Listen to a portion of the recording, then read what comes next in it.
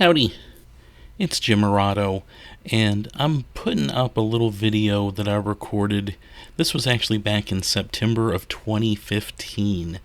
This was our second of three so far major trips to the Gettysburg, Pennsylvania area, and on this particular trip we hired licensed battlefield tour guide Rob Wingert to join us and to give us a 3-hour tour of the Gettysburg battlefield. This was a real treat. This was a lot of fun. Rob knew a lot of stuff, and in fact I had called the licensed battlefield tour guides a little bit before we did this trip, and I told them I'd like to focus on the 52nd New York. I have a relative, obviously, that I never knew that served with the 52nd New York, and he basically gave us a tour of the battlefield focused, on the 52nd, and he really gets into the 52nd later in the tour. My battery was dying on my camera, though, so I did not get the entire battlefield tour. As we go through this, there might be a couple of clips missing here and there. I still got probably close to 2 of the 3+ hours he gave us on video, though, and this was just a lot of fun. If you compare rates and look at the prices, hiring a licensed battlefield tour guide is actually a pretty good deal, especially when you compare it to the bus tour, if you start to do the math on it, especially if you've got 3-4 people with you. But we thought it was just a great dollar value. Rob was great too. Unfortunately, I kept up with Rob for a couple months anyway after we did this tour. I sent him a couple things through the mail. We emailed back and forth some, and then I just didn't hear from him at all. And I Googled around sometime after that, and I found out that he passed away shortly after we met him, which was really, really sad. And I feel horrible about that, but I'm glad I got to meet him. I'm glad my life got to intersect with his. He was a great guy. And so this is just our video. This is the video I made. I wasn't planning on putting this up anywhere or anything, but I figured this might be just a nice way to remember Rob and put this up on YouTube. I hope you enjoy it. Feel free to check it out. Thanks. Use this road system to get to his objective in July of 1863, and that is Harrisburg, the capital of Pennsylvania, located 35 miles north of Gettysburg. It is Lee's intention to get there. It is not only the capital, but it is a strong railroad and supply center for the Union Army. Very large number of railroad tracks coming into the city. You've got these huge supply depots and warehouses, and there's a military training facility there. How best to attack Lincoln's reputation than to penetrate into a strong Union state, destroy the capital and everything there, and then to twist the knife, march on Philadelphia. Oh, yeah. And Philadelphia's significance to the history of this country. Yeah. And so Lee has a bold plan. The problem is, even though he gets a weak head start on the Union Army, he gets Union cavalry getting close to his rear on the 29th of June. That forces him to order Ewell's corps that had already been that were already on the outskirts of Harrisburg, because by the 26th of June, Ewell with 2 divisions is marching northward from Chambersburg. Chambersburg is 25 miles west of Gettysburg, on the other side of the Blue Ridge Mountains. We're sort of headed out that way, because I'm going to take you out where the first shots fired. Okay. And then Jubal Early's division of Ewell's corps has already marched through Gettysburg on the 26th, and on the 27th is heading to York, 25 miles behind us, going out the York Turnpike. Once he gets to York, he's going to make a left turn and head northward toward Harrisburg. The plan calls for Longstreet and Hill's corps, the other 2 corps in Lee's army, to march into Gettysburg, and then using the roads north of the town to converge on Harrisburg by the 1st or 2nd of July. Okay. When Union cavalry impinges on Lee's rear on the 29th of June, it forces him to order Ewell and Early back to the Gettysburg area, because he's afraid that cavalry may be the forerunner of the main Union army. he doesn't know for sure because Jeb Stuart, his cavalry commander, who was to be supplying intelligence information to him, has failed to do so the last week of June. So Lee's sort of a bit blindsided because he doesn't have the accurate information that he needs. Stuart is vying with Union cavalry and is being pushed further east of Lee. On the 30th of June, as Lee is 10 miles west of Gettysburg, Stuart's 12 miles east of Gettysburg, fighting Union cavalry in Hanover, Pennsylvania.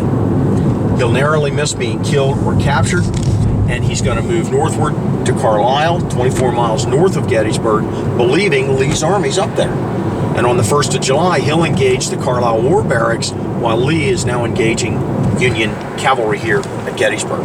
Because on the 30th of June, John Buford's Union Cavalry Division arrives. That's the best Kentucky connection I have. Okay. John Buford is born in Kentucky.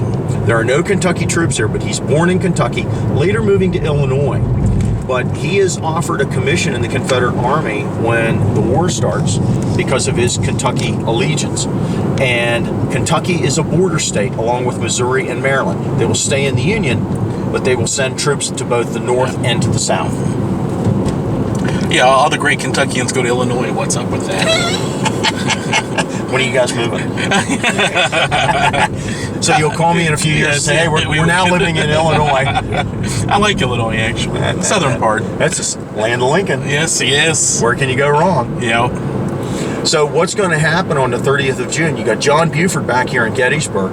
He discovers what Lee's intentions are, because up to the 30th, the Union Army didn't really know where Lee was or what he was going to do. Now Buford discovers it, because not only does he know there's 40,000 Confederate infantry out here coming up towards Gettysburg, but they're also eventually headed to Harrisburg. And so he is going to send that information back to George Meade, the new commander of the Army of the Potomac. Meade gets command on the 28th of June when Joe Hooker resigns.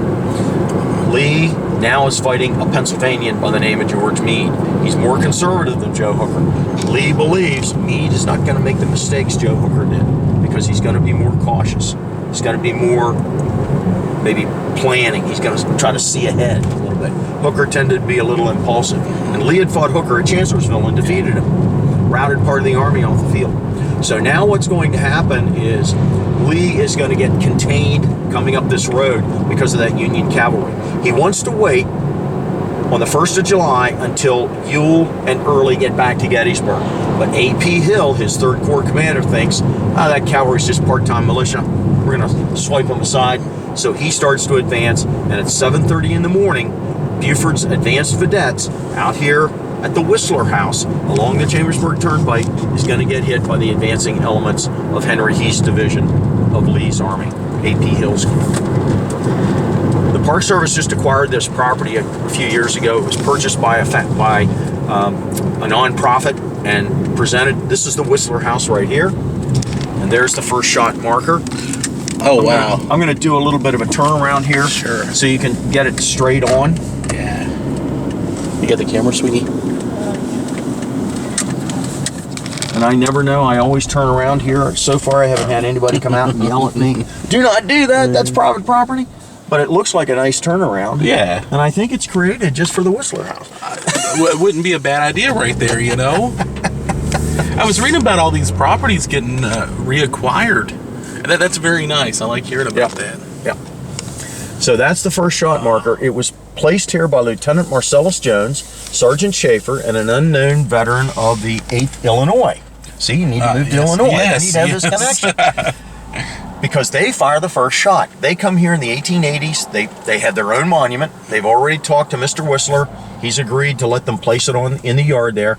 And at the time, the Chambersburg Turnpike was up even with the way where the house is. So it would have been even with the front. I'm sorry, was my hand in the way, Jennifer? Not at all. So it'd be even with sort of where that front door is on the house at the time of the battle. So most likely they were out here on the road. Sergeant Schaefer, Lieutenant Jones fired the first shot borrowing Sergeant Schaefer's carbine. So do people live there now, or no? It's empty because the Park Service has it. And most likely, the house that was here at the time of the battle is the brick part you see in the front. Oh, yeah. The back part was added later. Marsh Creek is about half a mile down there. And the Confederates are crossing Marsh Creek. The leading elements, the skirmishers under Burkett Fry, who's in command of the 15th Alabama and James Archer's brigade of Tennessee and Alabama troops, is leading it because Jones says that he shot at an officer on a white horse, and the only officer that would have been riding a horse would have been Burkett Fry. He missed him, fortunately for Burkett Fry. And so that's the first shot marker. These guys independently come and do it. This is not, it's now federal property, it's now a federal monument. But for many, many years, it was just on private property. And there are other monuments in the town of Gettysburg that are located on private property. Gettysburg College, which was Pennsylvania College at the time of the battle, has several monuments along the streets there because as the Union Army falls back. And I'm gonna take you into town. We're gonna see the 1st Corps line and the 11th Corps line as well. And I'm gonna show you the Koster Mural because I doubt that you've seen that. Okay. It's also starting to fade. And I'm trying to get people there when we have time. I'm trying to get people there to see it because it's not a Park Service mural painting. It was done privately on the side of a private building, but it's right on a swath of Park Service property. Okay. It's adjacent to that, and we'll talk about that when we get over there. But it's one of those unique things, and I thought you would like that kind of stuff. Oh yeah, absolutely. Me and a buddy went to Camp Nelson the other. I'm just discovering all this great stuff close to our house. And they had, there's the land that's owned. I think it's actually by the county, and beside it there's a farm. And they put up flags kind of showing where each little camp and building was. And even on the farmer's property next door, you can't go to it, but it's on their private property, they put up flags to kind of show, which I thought the was extent of the camp. Yeah, which I thought was nice of the property owner to at least let them do that, Tough when he cuts grass, I'm sure. Yeah.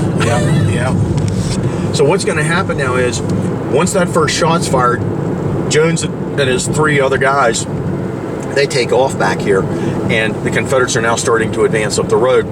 Buford is going to send in mounted cavalry troopers, like hundreds of them, thundering up the road through the fields to hit these advancing Confederates, because he needs to delay the advance of the Confederates so that Reynolds, the closest infantry commander, has time to bring infantry up onto this field.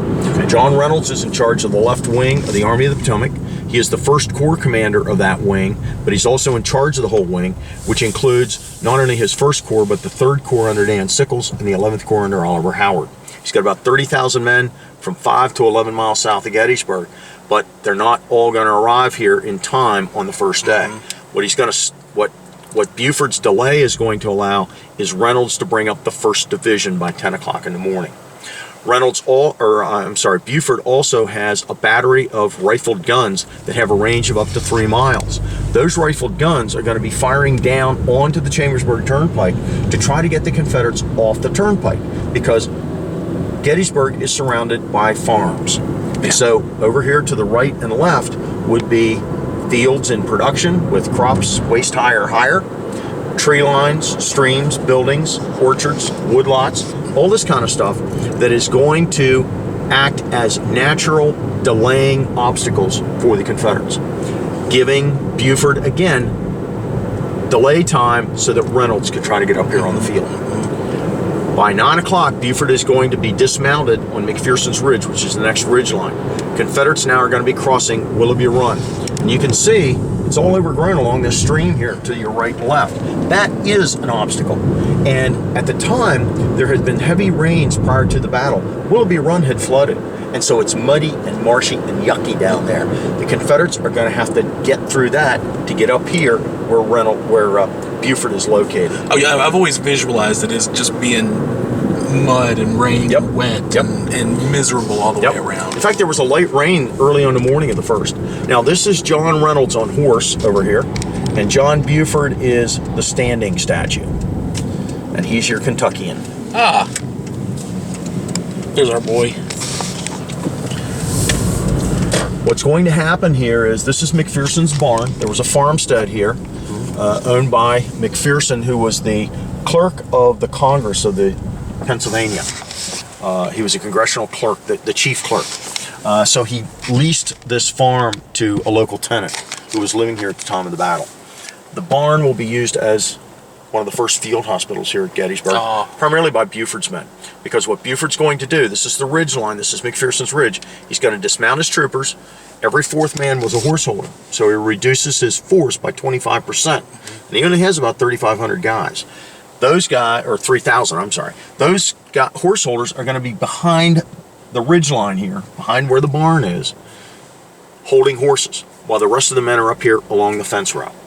And they're going to be able to level their carbines, balance their carbines on the fence rails, which is another delaying tactic, because that's going to make for better firepower against the oncoming Confederates. The Confederates now are going to be coming out of these trees. You know, they're getting bogged down by the trees. They're getting bogged down by Willoughby Run, which is down in where those trees run. And Willoughby Run runs all along here, you know, all along to our right where you see the trees. We're going to get a little closer when we get into the woods. Then there's this wooded area. But by 10 o'clock, Buford is under a lot of pressure, because now Archer's brigade is moving up through these woods. Davis's brigade is starting to come across the fields behind us, and those two Confederate brigades now are going to put pressure on Buford. About that time, as the pressure's building, John Reynolds arrives. He doesn't come through the town, he circumvents the town by coming up through the fields south of Gettysburg, comes up here and starts moving up, starting with the 1st Division of the 1st Corps, about 3,500 men, coming at the back of these woods over here. He's going to start advancing through the woods, and that's where he'll be killed. And I'll show you the spot where he's killed on. It's very well documented. It's probably one of the most documented spots on this battlefield of where something happened. Okay. Because Reynolds was so revered by his men. And what's going to happen is Reynolds is going to be killed within 15 minutes of arriving. He was from Lancaster, Pennsylvania.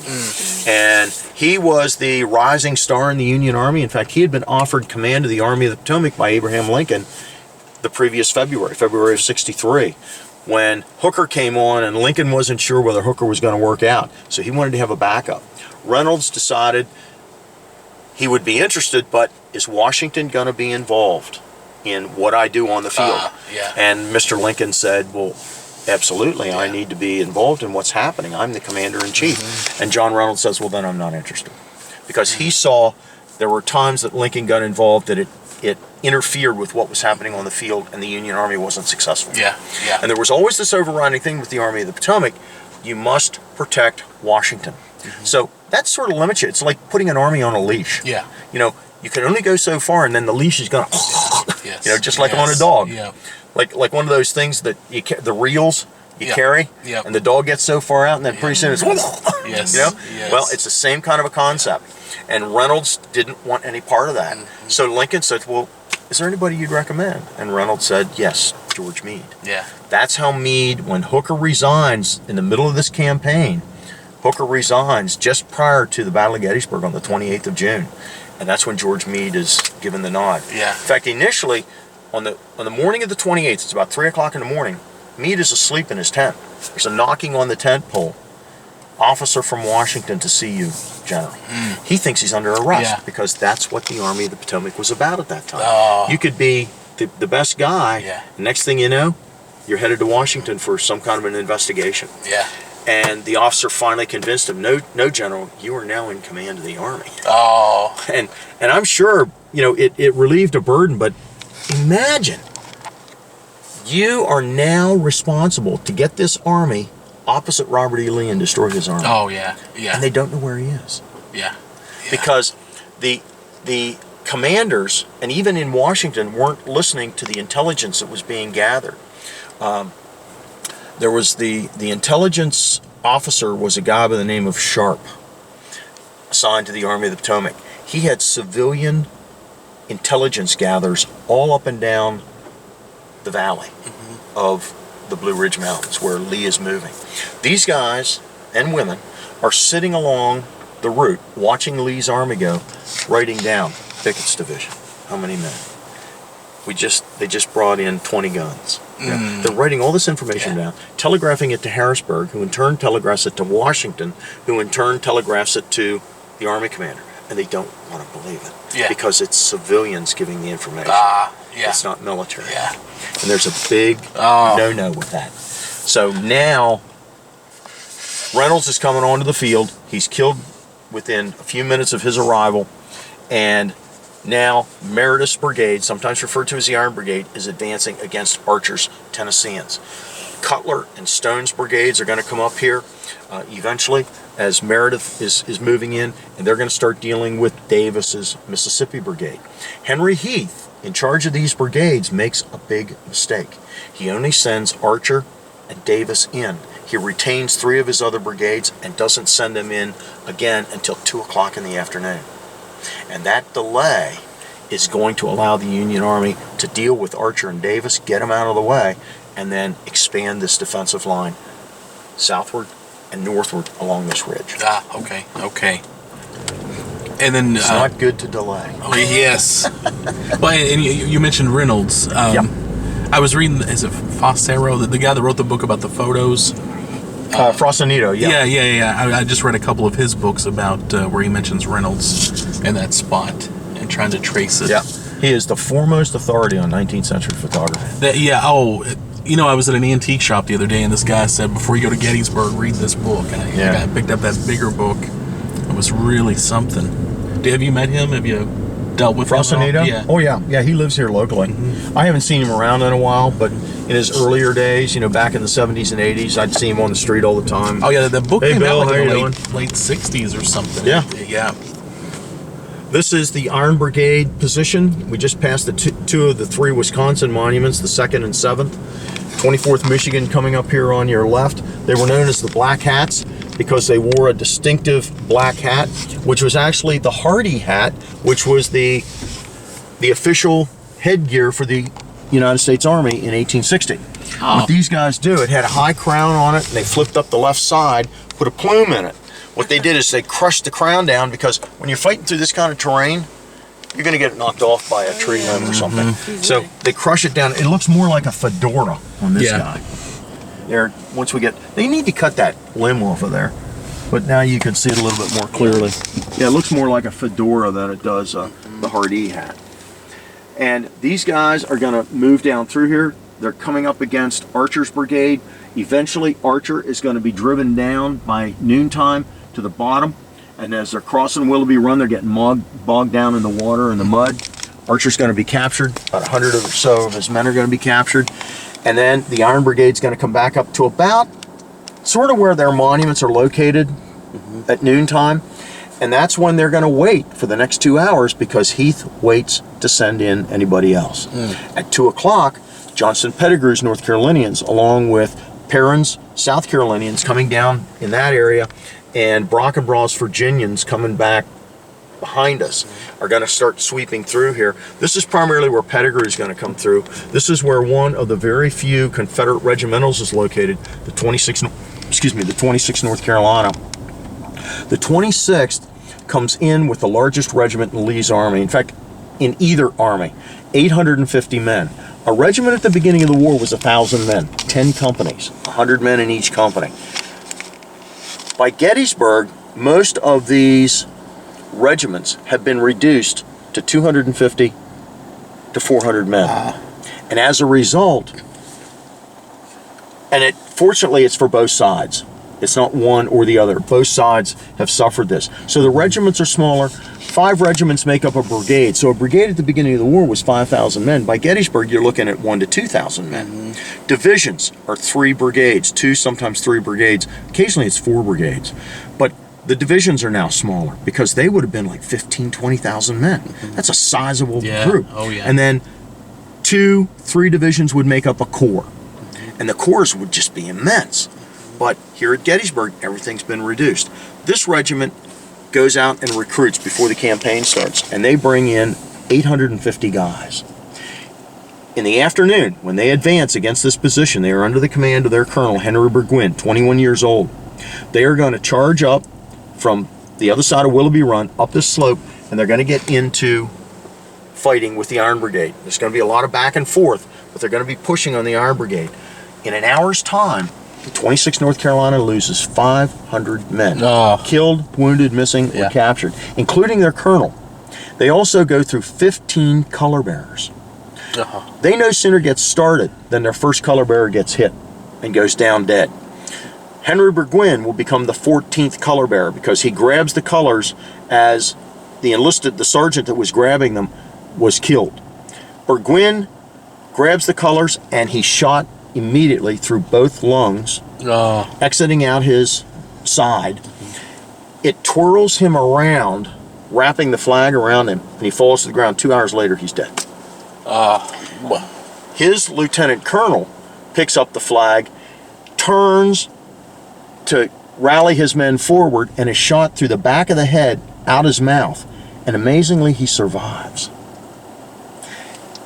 His face is all disfigured, but just the path of the bullet missed major arteries. So he survives till that. Does he make it through the war? He makes it through the war. He survives after the battle. In fact, he comes here for different kind of reunions that occur here at Gettysburg. This monument goes on in 1938. He's not here for that. What a great, dark but great story. Yeah. And that's the kind of stuff, when somebody drops the colors and somebody else is there. That's the stuff that really. Well, the colors were very important. Yeah. First of all, they were generally presented by the women who were related to men in the regiment, the wives, the sweethearts, the sisters, the mothers, and very often the flags were made by those women. Yeah. And I was reading about the 52nd New York that we were talking about, and I found somewhere there's a flag in storage, but are there any companies that make repros of those or anything that? Yeah. Okay. So what you can do is, I do Civil War reenacting. We reenact the 61st Pennsylvania. We had somebody make our flag out of silk. Oh, yeah. And then we had people that joined the company that could sew. So they made our next flag. Yes. But it's, if you want a silk flag, you're talking about a pretty big thousands of dollars. Yeah. This is Abner Doubleday. He's going to take command of the First Corps from John Reynolds after Reynolds is killed. This is where Reynolds is killed, down here on the mound where the monument's located.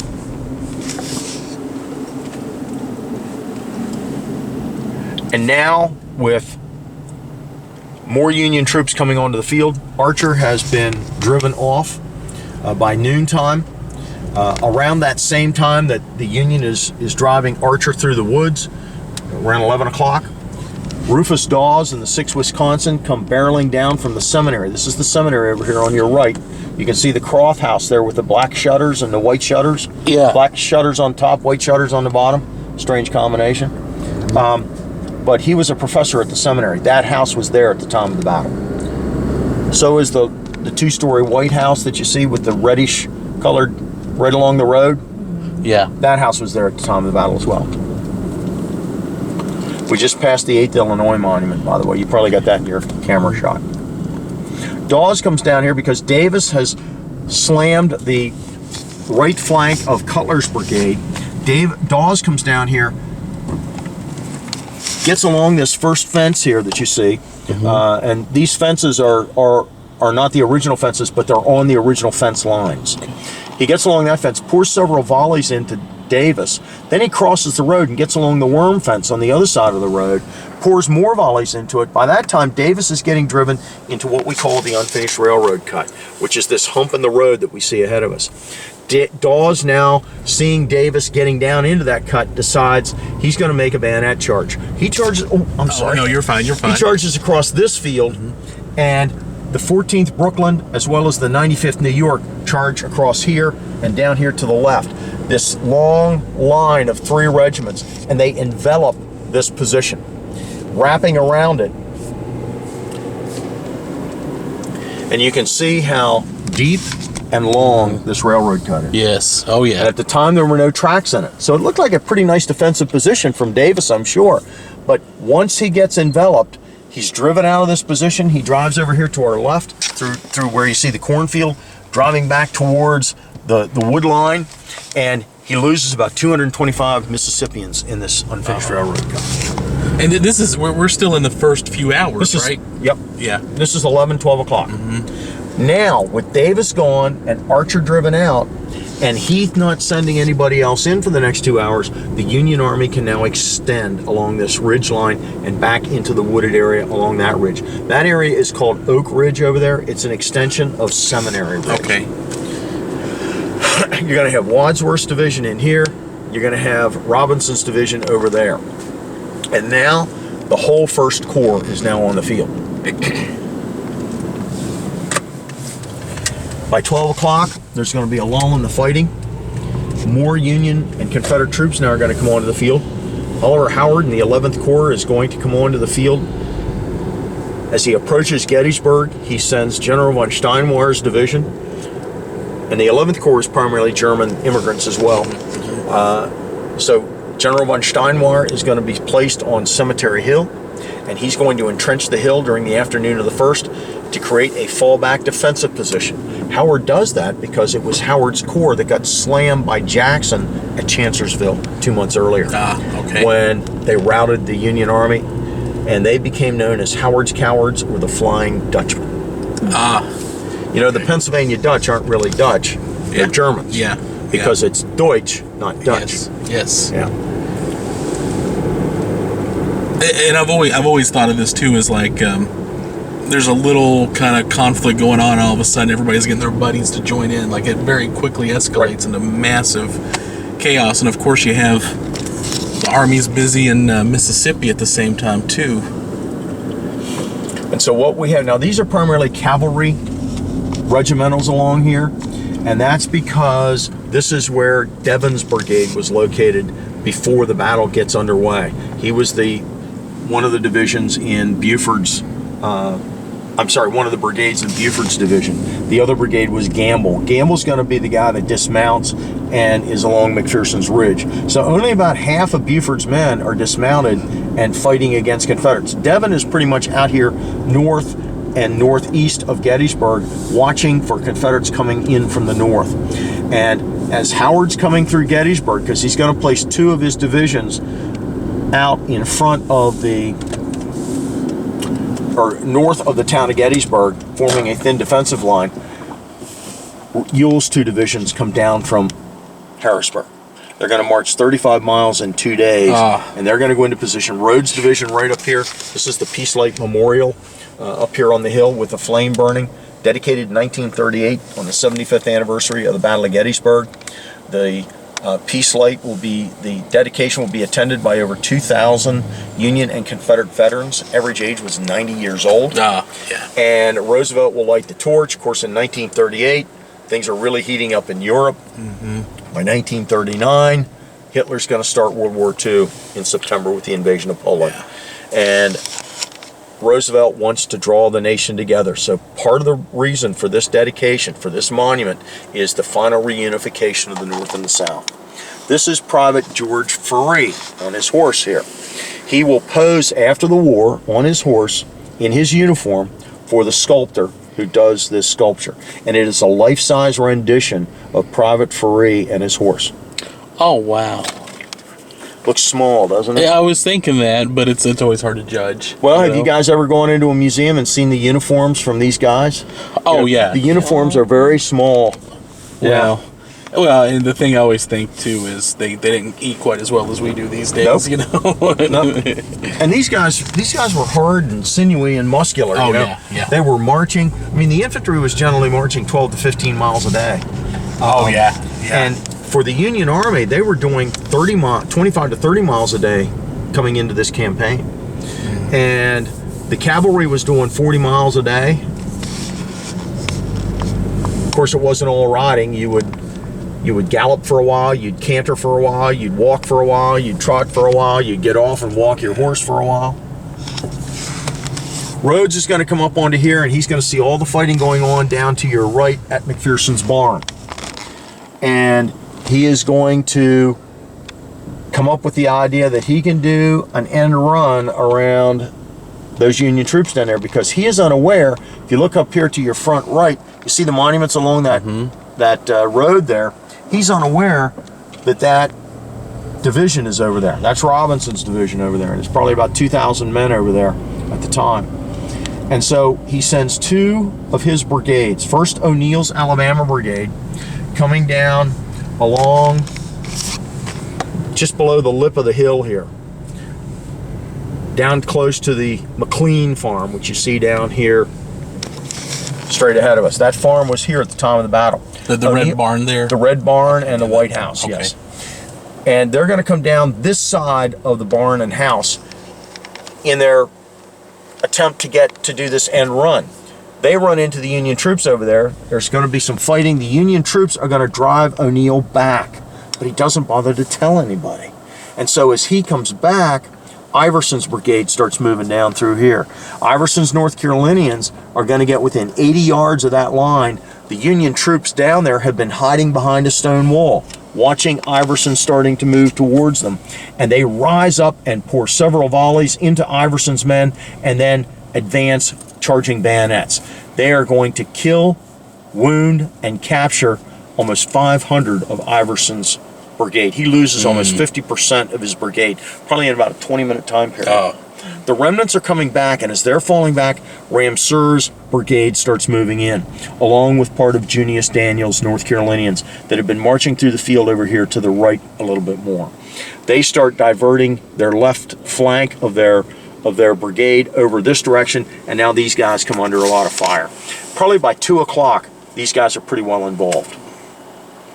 And by 2 o'clock, Henry Heath starts to advance down there towards Mcpherson Barn with his other 3 brigades that I mentioned to you before. So now Henry Heath's getting into it. This time, though, Heath is backed up by Dorsey Pender's 7,000-man Confederate division that's behind him further back on the Chambersburg Turnpike. So now Heath can go in with his 3 brigades because he's got these 7,000 guys behind him to back him up to support him. As that's going on, Johnson's division, Johnson and Rhodes had marched about 35 miles in the 2 days prior to their arrival here on the field. So they're pretty tuckered out. But they go in. Johnson goes in down to the left of this field that we have in front of us. And I'm going to drive you down through there because that's the 11th Corps position. I'll take you over to Barlow's Knoll. Have you heard of Barlow's Knoll? Does that ring a bell? No, that one's not. Okay. Francis Barlow was one of the few non-Germans in the 11th Corps, and he hated the Dutch. He thought he didn't feel that they were good soldiers. But I have to admit, I've done some reading on this first day, and I think the 11th Corps does the best they can with what they had. The problem is, Howard, now if you look straight to our front left, you see the tree line behind the buildings, beyond the buildings, and can you see the light blue water tank up in the trees? Sort of to the right of the red steeple. Oh, yes. Okay, that's Cemetery Hill. And then to the left of the red steeple, that tree line is Culp's Hill. Ah, okay. And Culp's Hill and Cemetery Hill form the northern part of the defensive line for the Union Army starting on the evening of July 1st. Is this the old tower that I've always heard about? Sure, that's not, is it? No, that's one of 5 War Department towers that was placed here in the 1890s. They cut the top part of it off, though. Okay. There's still a tower out on Seminary Ridge, which is called the Longstreet Tower, close to the Eisenhower farm. Mm-hmm. And there's also a tower on top of Culp's Hill. The tower that had been on Cemetery Hill and Big Round Top had been torn down a number of years ago. Now, right through here, this is a big hole in the Union line because Howard doesn't have enough troops out here. And when Barlow and Schurz came out here, because Howard now is overall commander, because once he comes onto the field, he is the senior commander, even above Doubleday. And with Reynolds gone, Howard now becomes the senior commander of the Union Army here. He, leaving that division on Cemetery Hill to entrench it in the afternoon, is going to lessen his forces that he has out here to deal with the Confederates. Right here is about where his line starts. So from here, if you look off to your left, you can see how big a hole this is. Mm-hmm. From the end of the Union line up there on the other side of those railroad tracks down to this position. So that hole is going to be a problem. One of the reasons that Schurz puts his line this way is so he can put covering fire into anybody that tries to come through this hole. Confederates. Yeah. And they're going to have artillery down here so they can shell the artillery that Rhodes has up there on Oak Hill, where the Peace Light is. Okay.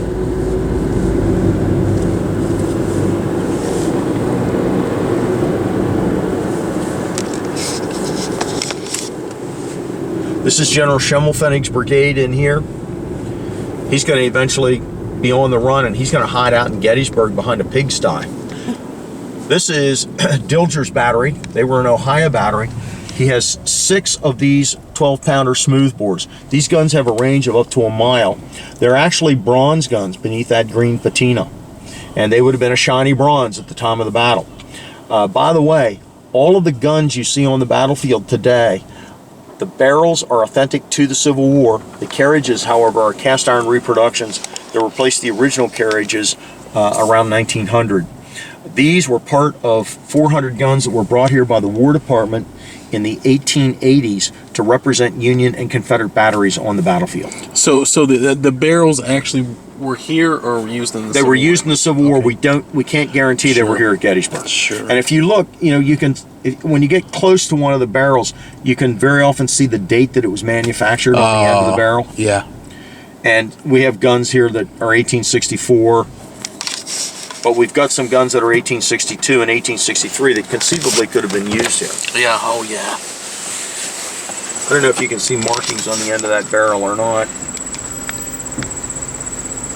It's really hard to, some of them are really distinct, some of them have just worn off.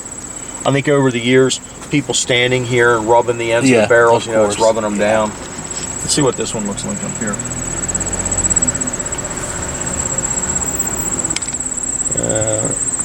It's not real good either. Yeah. But Dildger is bothered by this battery on this end of the hill up here. And so he aims one of his guns. Now when these guns were fired, the ball would wobble coming out the barrel. Mm-hmm. And so that tends to affect your accuracy. But he's going to aim this gun and he's going to fire at one of the guns up here, and he will hit the end of the muzzle of one of these guns up here with a cannonball. Oh. And that will force the battery to limber up and retreat. So that eliminates that threat that Dildger had here. But that had to be a shot in a million. Oh yeah, yeah. And it had to be real early because generally there'd be so much smoke on the field you couldn't see what was going on. Now Johnson is going to be sending in his brigades through this area. Here is a rifled battery. And these rifled guns, now see, you can see the wording there on the end of the gun, like C817. I think it's 817. That's probably that's the number of the gun, the serial number of the gun. It's 1862, I think. But these rifled guns, and if you want to get out, you can take a look at it. Yeah, you know what? Yeah. It's not a Kentucky battery, though. Well.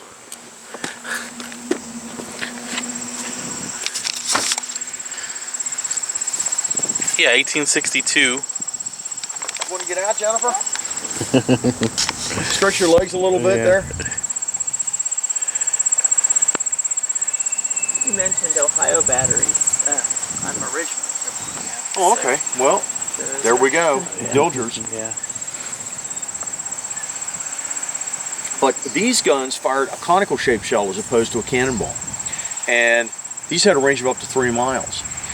The rifling, and if you feel inside here, they got them plugged to try to keep birds and bees from getting in them. But you can still feel the rifling on there. That would put a spin on the shell as it came out of the barrel.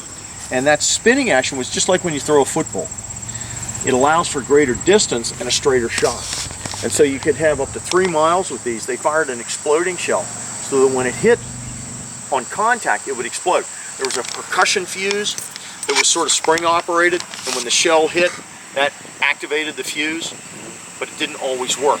The Union Army had more effective fuses and artillery shells than the Confederates did. In fact, about a month before this campaign was to start, Lee's supply of artillery fuses were destroyed in a fire at the Tredegar Iron Works in Richmond. And so he had to do a hurry-up, quick order from a Charleston, North Carolina armory. And they just weren't very good. And so he's going to have, as the battle continues, he's going to have more and more trouble with the fuses on his artillery shells. Wait, when you say, and this is something I've just always been curious about, like this had a 3 mile range. let's say I'm standing down there 3 miles and I see one coming at me. I mean, is it even worth my effort to take off running? No, because you probably wouldn't see it coming at you. Okay. You might hear it, Yeah. but again, there's going to be so much smoke Yeah. and so much noise on the field that you're probably not going to you're not going to be able to see it coming at you. Yeah. Now, earlier in the war with the smoothbores, they would very often fire solid shot, and the solid shot was designed that when it was fired at a trajectory, it would hit the ground and it would bounce. I don't know, have you seen the movie Patriot with Mel Gibson? No, I haven't. Or maybe I did. Yeah, it's a long time ago. But they've got some really good special effects scenes there where lines of infantry are coming and the artillery balls are being fired by the British, and the balls are bouncing. And they literally would bounce into the ranks because not only are they bouncing, but they're spinning. And they could tear legs off, they could decapitate men, they could gut a man, because that's because they were coming at a great velocity. Earlier in the Civil War, soldiers would see these balls coming at them, and they'd try to kick them out of the way. When they kicked, because the ball is not just bouncing, but spinning, they would get caught up in that inertia, and it would literally twist their legs off. So very quickly, now you might see something like that coming at you, but these are going to be fired, especially if it's 3 miles away, these are going to be fired at an upper trajectory, but they're going to be fired up this way, and they're going to be coming down from the sky at you. Almost like being bombed. And most likely, no, you wouldn't be able to run away from it, because you probably wouldn't even see it coming. What you're praying for at that time is it's got one of those bad fuses. It's going to go plump right in the ground. And not explode. And that did happen. Union batteries were generally 6-gun batteries. They had 6 of the same type of gun. These are 3-inch ordnance rifles. This is what Califf had assisting Buford on the first day. In the case of Dildger's battery, it was 6 Napoleons or 12-pounders. They were called Napoleons because they were designed by Napoleon III of France. He was the Emperor of France in the mid-19th century. And during the 1840s, he designed those 12-pounders. They revolutionized artillery. Everybody in the world wanted them for their armies. Here at Gettysburg, you're going to have 12-pounders and howitzers, which are also smoothbores. Howitzers is an older style of gun, and howitzers were anywhere from 10, 12, up to 20-pounders. The Confederates generally used mostly howitzers because they needed any kind of artillery they could get. Earlier in the war, they were taking barrels off of ships that they had when they overtook Union ports. They would take the barrels off the ship's guns and mount them on carriages to make them field pieces. But by Gettysburg, 2/3 of Lee's guns are captured Union pieces. Now, Union batteries, as I said, were 6-gun batteries. Confederate batteries were generally 4-gun batteries. They had 2 rifled and 2 smoothbores, so they could meet any situation, long range, short range on the field.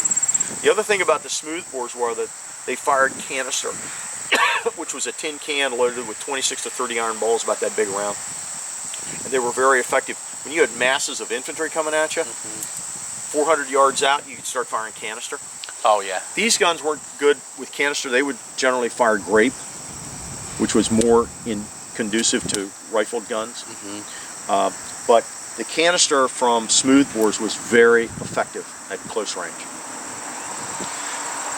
So Confederates had 4-gun batteries, Union guys 6-gun batteries generally. There were some Confederate batteries that they had the same, all 4 guns were the same, but most of them were mix and match, which created a major ordnance problem because what you fired in these, you couldn't fire in those, in the smoothbores. And as they're traveling, as they're getting to where they need to go, these are being transported? There's a limber, which is a 2-wheeled wagon. We'll see those when we get to the Union Center. We've got limbers and caissons up there. Caissons were merely ammunition wagons.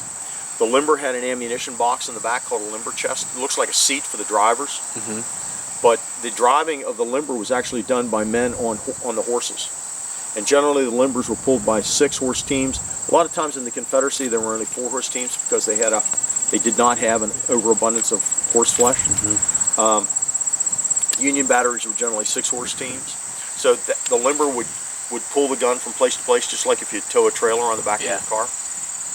It would pull the gun from place to place.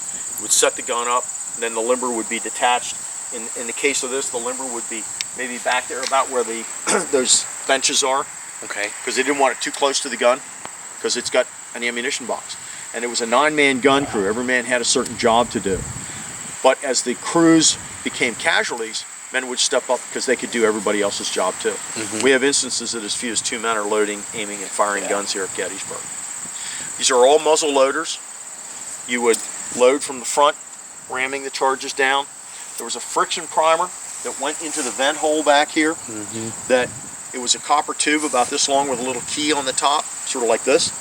You attached the lanyard to the key. When you pulled the key, you created a spark that ignited the powder in the copper tube, and then that would send a flame down into the powder bag, and that's what would ignite the powder bag and cause the charge to explode and send the shell out. You can see too, this is stamped US up here. So it's a US. Its serial number is 217, and it was manufactured in 1862. The JMW is that's the foundry guy, and the PIC is the arsenal that it was made. And right off the top of my head, I can't remember what that means.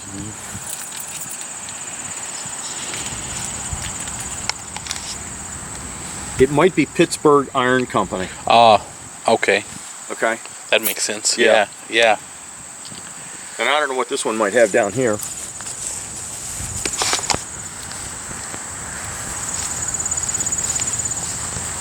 This is number 252, Pittsburgh Iron Company. See, they've got CO over here for company. Again, 1862, 812 pounds, which is probably the weight of the barrel. Okay. Between the barrel and the carriage, probably weighed about 1,000, 1,200 pounds. These were really nice field pieces because they were lightweight, that they could be moved around. Every time the gun fired, it would roll back, which was the recoil. Yeah, yeah. Me and my dad went to a couple of the Tennessee state parks a few months ago, and they were shooting them off. Yeah. That was a lot of fun to watch. Yeah. Of course, we were about the only people there that showed up to watch, but no, it was a lot of fun. Artillery nerds. Well, his dad's a veteran, so I think he Vietnam not enjoyed the right. So he just enjoyed the whole Sure. Yeah. experience. So. He's 70, and really, like as we've gotten into this the last year or so, really just recently, he loves it. Like as we, so let's hop in the car. He loves it more than I thought he Yes. would. Yes. Well, that's really good. Yeah. Well, shall we get back in the car? Sure. Or car, and we'll continue on? Sure.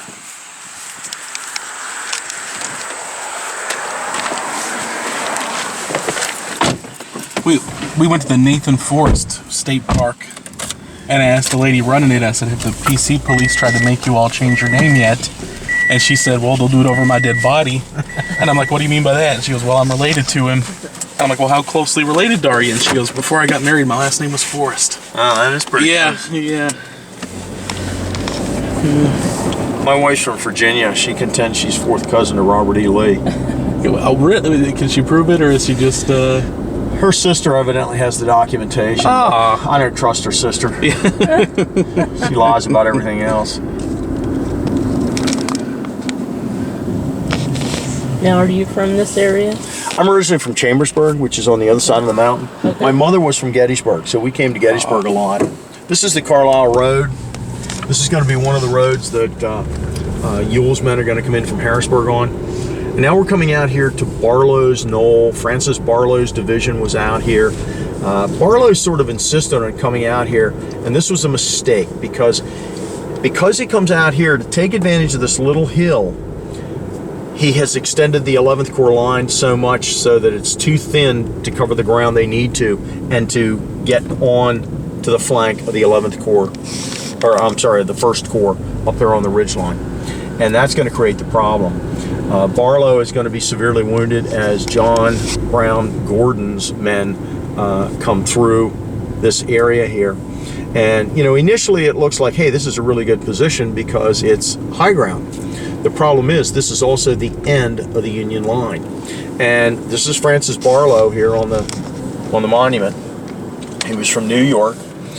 He's going to be severely wounded. His wife, who is a nurse with the Union Army, will receive a message from Confederate forces through the lines sometime late on the 1st of July that her husband has been seriously wounded and is in the almshouse. There was which was the poorhouse for Adams County. It was located back this direction. Well, when we make this turn, you'll be able to see it better instead of trying to twist your head around.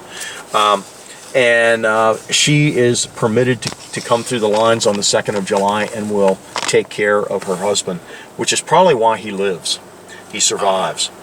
And I don't know if you've ever heard of the famous Gordon Barlow incident. According to Gordon's memoirs after the war, he had passed through here when the 11th Corps had retreated. He found a Union officer by the name of Barlow, severely wounded. He got off his horse, gave him a drink of water. Barlow gave him some of his personal effects, asked that they be taken to his wife who was behind the lines. Could you send a message? Gordon said, yes, I'll do that. And 25 years after the battle, Gordon says that they met at because Gordon becomes the senator from Georgia. They meet at some sort of a political dinner in New York. And he comes up to Barlow and says, are you the Barlow that died at Gettysburg? And he says, yes. And are you the Gordon that was killed and I don't think there was ever a battle, I think killed during the war. Mm-hmm. And Gordon says, yes. And they became lifelong friends after that. You read Barlow's memoirs and Barlow's letters, he never mentions John Brown Gordon. So we think, because Gordon, a lot of times after the war, he elaborated on things that he was involved in to make himself sound more important.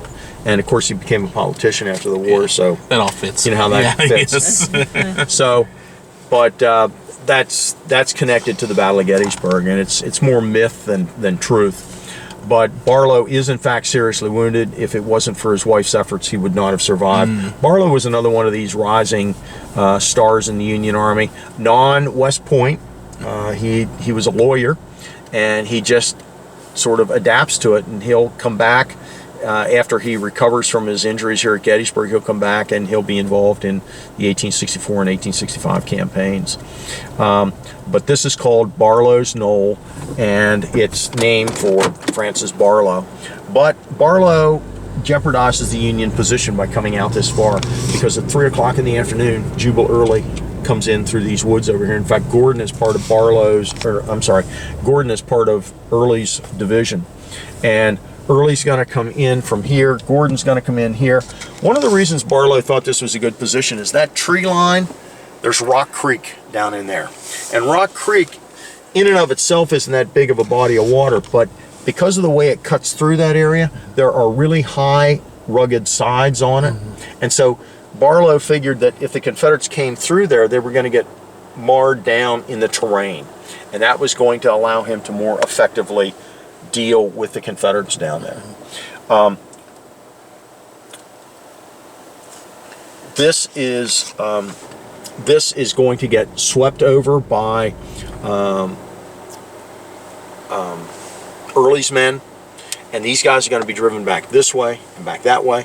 If you look over here, you can see brown and green roofed buildings. That's where the almshouse had been. It was torn down about, maybe, I guess it's been about 20 years ago now. But that was an original building to Gettysburg, but it was just not safe.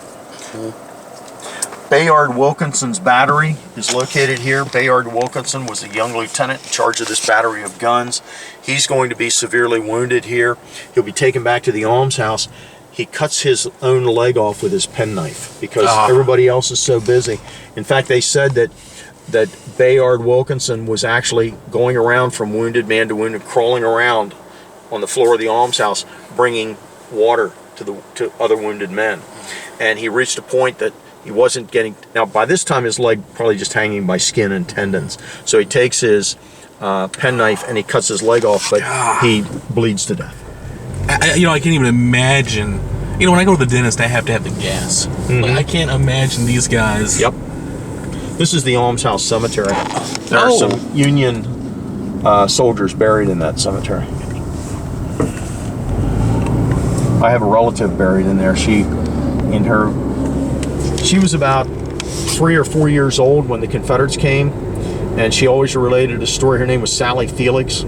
Her parents had a farm over on Marsh Creek, sort of south and west of Gettysburg, and Confederates came to the farm, 2 Confederate officers from Louisiana, and asked for something to eat, and her mother prepared them a meal, and the one officer held Sally on his lap and said he had a little girl just like Sally back home, and that was always a big family story. But in her later years, Sally goes into poverty, and she ends up having to move into the almshouse, and then she'll be buried in the almshouse cemetery. When did it close? When did the almshouse close? Many years ago. Yeah.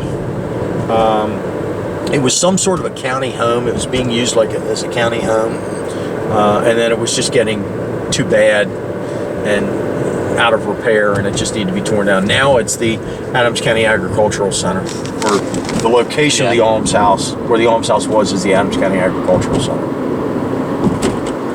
Nice new buildings, very nice inside. I remember the almshouse being there. It was 2 stories. I think it had an attic in it as well, and there was a big balcony that ran the whole back side of the building. It was a pretty big building. It was the size of a barn. Now with the 11th Corps falling back, they start falling back through the streets of Gettysburg. The streets are going to help them because they're going to unlimber guns in the streets. They're going to place infantry in the streets, and they're going to delay the advance of the Confederates because the Union troops are trying to get back to Cemetery Hill, which is way to our front there. With the collapse of the 11th Corps, the 1st Corps west of town also starts to collapse, and by 4:30, the fighting west and north of the town is pretty much finished. So then they move on and keep fighting? Well, what they're going to do, they're going to fight in the town for the next 2 to 3 hours. And then they're going to eventually the fighting is going to then start to concentrate south of Gettysburg. And that's when the Confederates are going to, because fighting in the town is going to hold up the forward progress of the Confederates. And it starts getting dark by 7 o'clock. Yeah. And so Ewell's going to take possession of the town. Hill's going to move out to the Seminary Ridgeline, and the Union Army is going to start hunkering down on Cemetery and Culp's Hill. Mm-hmm. And then they're going to start stretching their line down the Cemetery Ridgeline. This is Koster Avenue. This strip of ground is owned by the National Park Service, but everything abutting up against it is private. This is a roofing company over here, which I have to call this week. I'm having some trouble with gutters, and 20 years ago I'd have done it myself, but now I'm just not sure about it. And I'd rather just have it done right. Yeah, I can relate. My wife is saying, it might be worth the money to pay somebody to do it as opposed to you trying to do it yourself. Koster is part of von Steinwar's division up on Cemetery Hill.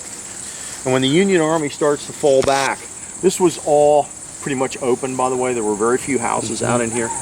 So, where we are right here is basically the outskirts of Gettysburg. And anything beyond this would have been farm fields, orchards, that kind of thing. So the kind of buildup you have here now would not have been here at the time of the battle. Von Steinwar orders Koster to come down here to set up sort of a rear guard delaying action to try to give the 11th Corps a chance to get back to Cemetery Hill. And so Koster comes down here. He's got maybe about 500 guys in his brigade. It's not a really big brigade.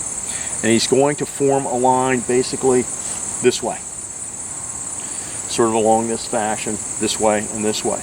And he's going to get hit by 2 of Early's brigades under Avery and Hayes. Avery has North Carolinians, Hayes has Louisiana boys.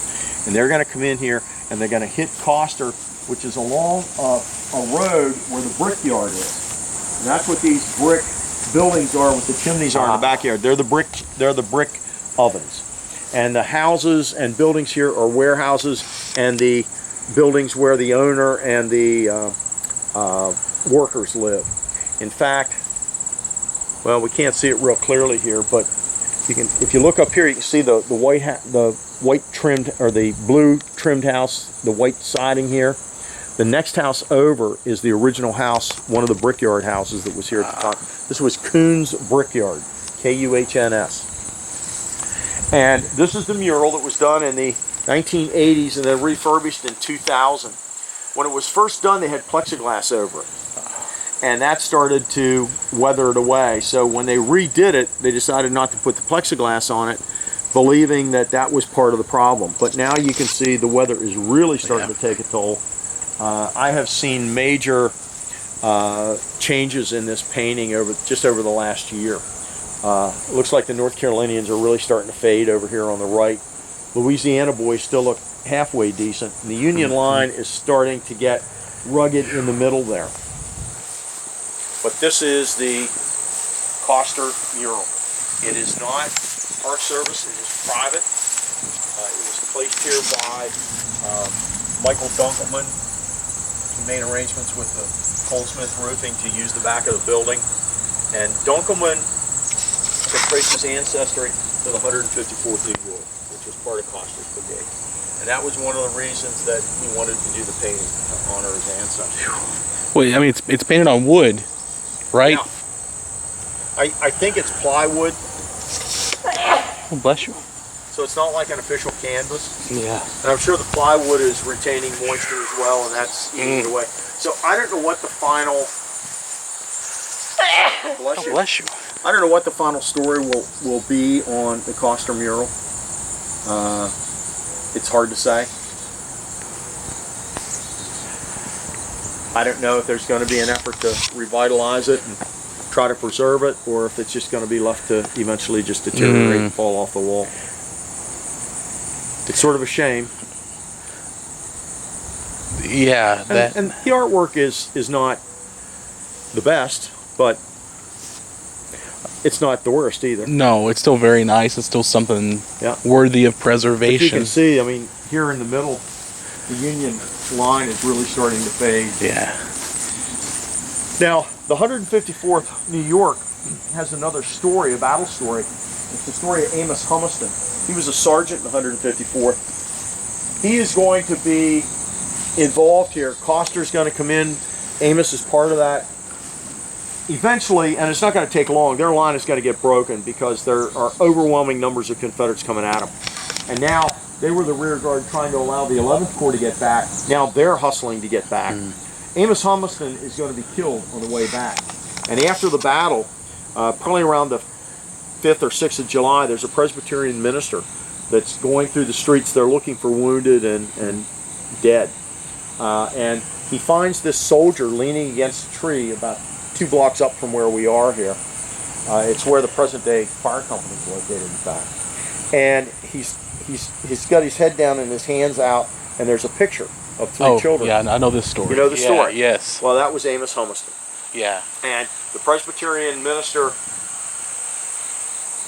prints a sketch of these children in the paper with the story. And it's the Presbyterian Journal. And somebody in upstate New York gets a copy of it, and she recognizes that they're her neighbor's children. Yeah. And so she goes over to Mrs. Humiston and explains it. This is like November of 1863. And Amos, or Mrs. Humiston, hadn't heard from Amos in months. The last letter she got from him, I think, was dated sometime in June. And so she now knows that her husband is dead, because up to that point, nobody was informing her. She will eventually come to Gettysburg and become the matron of the orphanage located out on Baltimore Turnpike. And she'll bring her 3 children that were in the picture, and she'll stay there for, I don't know, a few years, and then she remarries and moves away. And then the lady that becomes the matron at the orphanage is a nasty lady. She ends up going to jail, and the orphanage is closed down. There's pictures in, I think it's 1869, of Grant and some other Union officers that was taken out along the street in front of the orphanage. Because he came here and toured the orphanage. The dad, do we know where he's buried? Did she claim the body and take him Amos back? Humiston, I think, is buried in the National Cemetery. Oh, okay. Yeah. Can you tour the old orphanage now, or is it closed? There's something else in there now, Okay. and I was reading about it, and I thought that's one of the few places I might like to stick back. Yeah. I can show you where it is. Cool. And I'm not sure what's in there because it's been changing hands. Yeah. There used to be a museum in there. There's a presidential museum next to it. Okay. And I'm thinking that might be where this place is they call Cat's Tail. These two college students, they're very interested in cats, and they paint cats in Civil War uniforms. It's kind of cool. Live cats or No, I've you seen paint. people paint Domestic like, cats. live- Oh, you mean like they actually paint? No, it's not live cats. Oh. Okay, I've seen people like yeah. paint their dogs or cats different colors. So No, I wasn't sure. it's domestic. Okay, I mean, it's art. some kind of figures. I think they make the figures out of clay and pipe cleaners. Oh, and paper okay. clips. It sounds rather bizarre to me. They're evidently young girls, like 26 or 29. Sounds like I'm smoking too much weed.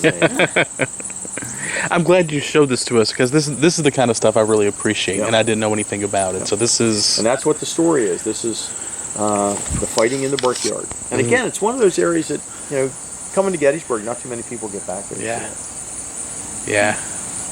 Koster is going to start falling back, heavily pursued by Confederates. And here you're going to actually have, guys are going to move along, then they're going to stop behind a tree or a building, and they're going to fire at Confederates for a while, and then they're going to keep going again. Ed Barz was very instrumental in raising money and awareness for the redoing of this painting in 2000. Ed Barz is a very famous Civil War historian. You've probably seen him he's in the Ken Burns series. Okay. Usually if they're doing anything on the Civil War, especially that was done in the 80s and 90s, Ed Barz is there. He used to do tours on the battlefield, but Ed he's a World War II veteran. He fought in the Pacific with the Marines. Ooh. And he's probably in his 90s by now. I saw him about a year or so ago. He wanted to join us for the dedication of the 61st Monument on our Remembrance Day afternoon. And so we went up and joined him there, and I wanted my picture taken with him because I knew it wasn't going to be too long before maybe Ed Barz wouldn't be around. Yeah. I don't know, man, with that wood being exposed to the elements like that. But Ed Barz is still around at the moment? As far as I know, he's still alive. I'm not sure where he is or what he's doing, though.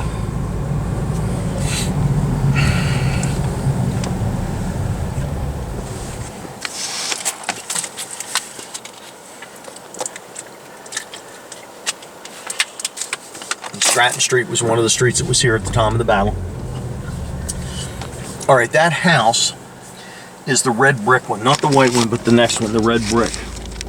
And that's the house that was here at the time of the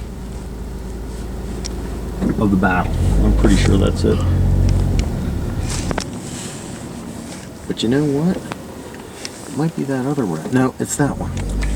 Pretty sure it's that one.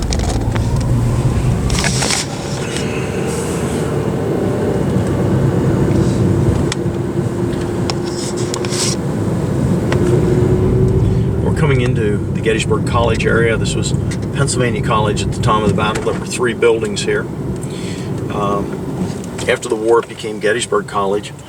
The house that you see over here to your front right is where Dwight Eisenhower's office was when he moved to Gettysburg and lived on the farm. Gettysburg College gave him this building to use for an office. He wrote a number of his books there. We did get to go to the farm yesterday. Oh, did you? How was that? Oh, that was nice. That's interesting, isn't it? It was the 4th presidential house we visited on this trip. Oh, okay. But no, it was still fun. It's great. Well, when you're traveling, if that's what you want to do, that's the way I like to travel. If there's something coming up, hey, there's the presidential house. Let's go visit it. Now, the large white building you see ahead of us, which is sort of blocked by a lot of the trees, is an original building to Pennsylvania College. It was here when the battle took place. It'll be used as a Union Field Hospital, later a Confederate Field Hospital. That's Pennsylvania Hall And then there is, I never know when I'm allowed to drive in there or not. I'll tell you what, let's do it. Hopefully not tear the bottom out of your car. This gives you a closer look at what's in the hall. Now the college is closed, but they have a lot of summer programs going on. Sometimes teachers come here. I did see that there's the museum with the observation tower, and Yeah. they do tours of that now. Is that worth doing or not? The other building, I'm trying to figure out where I need to go here.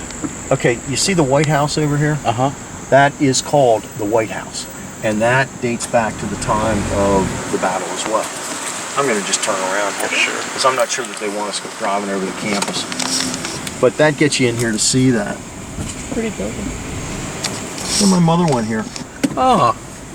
So is that where they looked out and saw the field? Am I in the right? No, that's over on Seminary. That's Okay. that's Pennsylvania, or that's Schmucker Hall on Seminary Ridge at the Lutheran Seminary. And we're headed out there Okay. now. Are you familiar with Berea College in Kentucky? No, You know that? no. That's our alma mater, but Oh, okay. it was the first College. Yeah, first college in the South. interracial college in the South before the Civil War. Ah, okay. John Civil War. He was the one that started the college. Oh, okay. No, I'm not familiar with that. It's And an interesting. what's read it if called you like again? History. Berea College. Berea. Interesting history to the school since it predates the Civil War. If you get a chance to read up on it. I'll have to take a look at that. Now, this is where Eisenhower lived when he came here as the commander of Camp Colt, a World War I tank training facility in 1918. The house he originally got was this one, with the 159. Keep talking. I'm gonna just. And Mamie refused to live in it because she says it looks like a store. Oh. So he was able to secure the place with the pillar.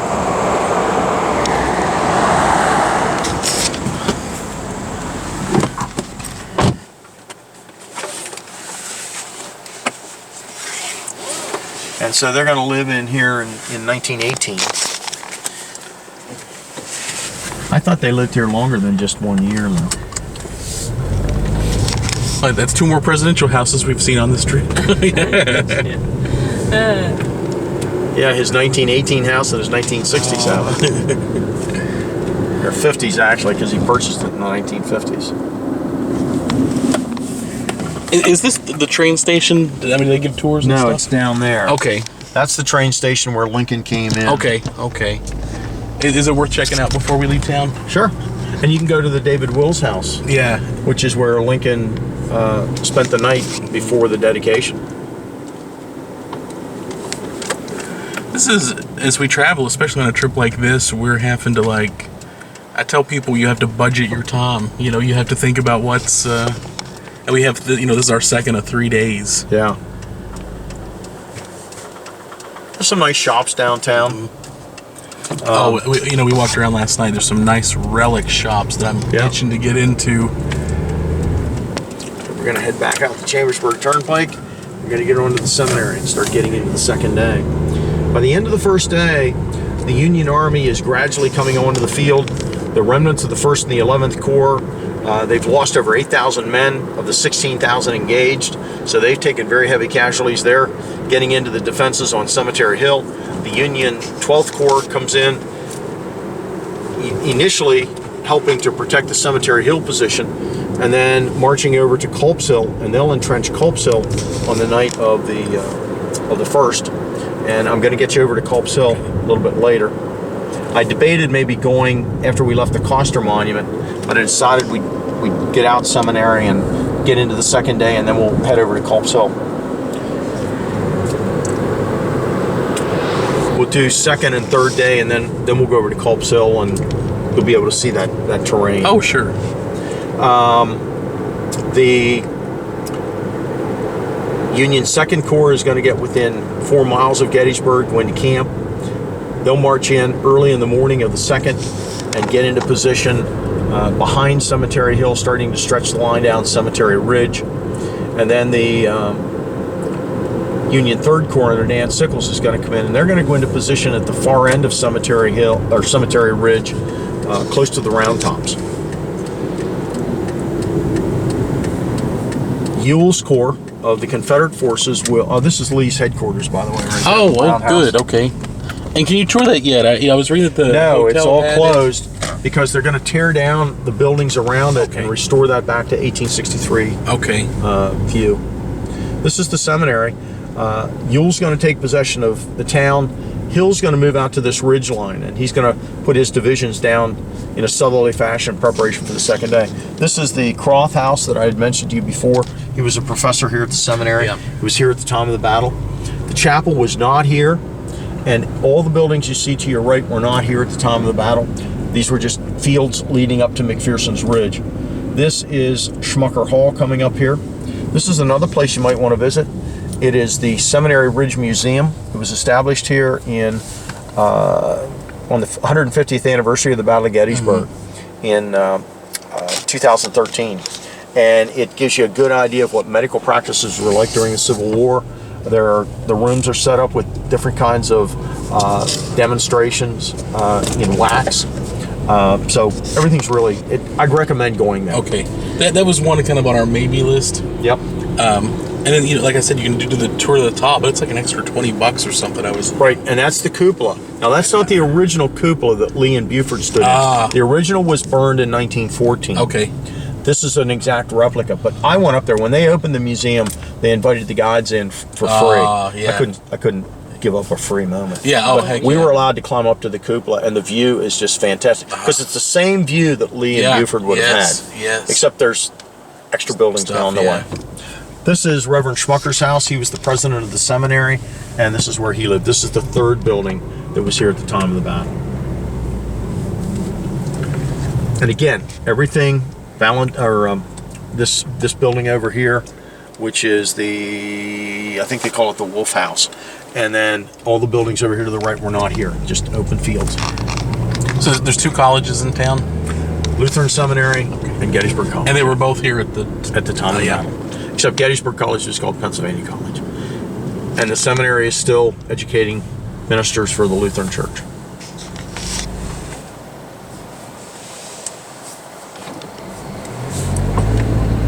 This is the Hagerstown Road, one of two retreat routes that Lee will use on the 4th of July. The other one is the Chambersburg Turnpike. On the 2nd of July, Lee wants to find out where the Union Army position ends, and he's thinking about an attack on the left flank, which is, you can see the round tops coming into view here, little and big round top. Okay. We're going to get closer to them. You'll get a better view. And again, the artillery you see along here represents Confederate batteries. Colt Park, by the way, when Eisenhower was here in World War I, it was right down in here. Sorry. Camp Colt. It's now called Colt Park, which is a housing development. I have major mental issues with that when I talk about it, because I always say Colt Park, but Camp Colt was down in this area, which is now Colt Park, a housing development.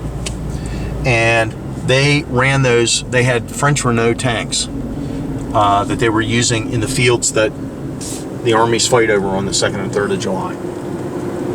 But this is where Camp Colt was, and the training grounds. McMillan House was here at the time of the battle.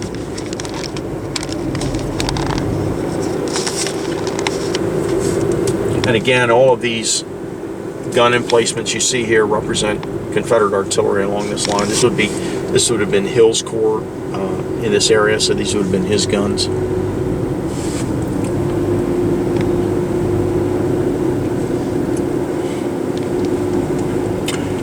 Now you're getting a better view of the Union Cemetery Ridgeline. You can see it over here to the left. Well, now the weeds are in the way. This has been my problem, weeds. Yeah. Not only at home, but when I'm doing tours. Okay, here we go. Can you see it a little bit better now? You can see monuments over there on the ridge. Yeah. Cemetery Hill is just beyond where you see this tree line in the foreground. Cemetery Hill's sort of behind that. Oh, And then the okay. ridge line comes out of it. And now you can see Little and Big Round Top a little bit better through the trees. Big Round Top's the large tree-covered hill. Little Round Top is the open-faced hill. The winter before the battle, the farmer that owned Little Round Top had cleared most of the trees off the front face of the hill in order to sell firewood to the people in the town of Gettysburg. Inadvertently, he created a defensive position. I didn't know that. Wow. Yep. If he hadn't done that, it would be all tree covered like Big Round Top, and we probably wouldn't even be talking about it Yeah. today. Yeah. Nobody would want to go to Little Round Top Yeah. because nothing happened there. This is called Confederate Avenue, and because this was the Confederate staging area on the 2nd and 3rd of July, many of the Confederate state monuments are going to be located here. This is the Brown Farm down here. It was the Pitzer Farm at the time of the battle, one of the larger farms in the Gettysburg, surrounding Gettysburg at the time. This is the 11th Mississippi Monument. The 11th Mississippi is the last monument to go on the battlefield. There's been a moratorium on monuments for a number of years. They just got in under the wire. This monument goes on the in April of 2000, and so it's the last monument. The 11th Mississippi Company A was known as the University Grays because they were college students from the University of Mississippi that volunteered to fight for the Confederacy. That regiment, or that company, is almost totally wiped out at the Battle of Gettysburg. Will they ever allow monuments to go again, or is it kind of... Not on federal park property. Again, they want to try to maintain the historical landscape. That's why you had all the trees being cut down. That's why you have other things going on, because they're trying to maintain the historical landscape so that the battle can be interpreted more effectively. However, it's important to keep the monuments that are here, just like the guns. Sure. Well, I mean, and they've become historic in their own right, you know. This is the North Carolina Monument. It is the second Confederate state monument to go on the battlefield, going on in 1929. Gutzon Borglum is the sculptor. Oh, we You know guys that know name Gutzon? well. Okay. Yes. And North Carolina actually owned this piece of property. You can see there are these large granite markers on the corner as the cornerstones. There's one up here. There's one back here. They actually purchased this piece of property to put their monument here. And so up until a few years ago, when North Carolina turned the property over to the National Park Service, this was North Carolina in Pennsylvania. Oh, okay. Okay. This monument depicts 5 members of the 26th North Carolina. Remember those guys we talked about in the woods on the first day that suffered the huge number of casualties? Yes. They're going to be part of the supporting groups for Pickett's division. And their objective is straight across that small cluster of trees known as the copse of trees. It's just between the cannon and this tree here on the right. Okay. You look straight out there, you can see that small cluster of trees. There's a monument in front of it. Yeah, it's just the 69th like Pennsylvania monument. Skinny tower kind of thing. Yep. Yeah. Like a mini obelisk. Mm-hmm. Can you see it, Jennifer? I can. These are 20-pounder parrots. These guns. They fired a 20-pound cannonball shell. Tennessee's monument's coming up here. It's the last Confederate state monument to go on the battlefield, going on in 1981. Tennessee had 3 regiments that fought here at Gettysburg. You see the Cadore barn over here? The large red barn. That is along the Emmitsburg Road, which lies between this ridge line and Cemetery Ridge. And the Emmitsburg Road is going to be hotly contested on the 2nd day of July. We're getting ready to be talking about that. Lee believes on the morning of the 2nd that the Union line ends at the Cadore farm. He does not know about Dan Sickles further down the ridge line because his scout Samuel Johnston either went to the wrong place or failed to see them. But he contends that the Union line ends at the Cadore farm and that Little Round Top is abandoned. And that's why Lee is going to implement the plan. It's a twofold plan. Longstreet is going to be the primary attacking force. He is to march early on the morning of the 2nd behind this ridge line and get into position about 2 miles further south, and at 11 o'clock launch an attack up the Emmitsburg Road towards the Cadore barn. In conjunction with that, Ewell is to launch a demonstration attack against the defenses on Culp's Hill. Culp's Hill at that time has 10,000 Union troops on it. It is heavily wooded, and there are Union entrenchments with 5-foot-high breastworks. Very formidable terrain. This is Virginia's monument. Dedicated in 1917, it is the first Confederate state monument to go on the battlefield. Robert E. Lee is on top on his horse Traveler. An array of Confederate soldiers across the front, depicting men from the infantry, cavalry, and artillery.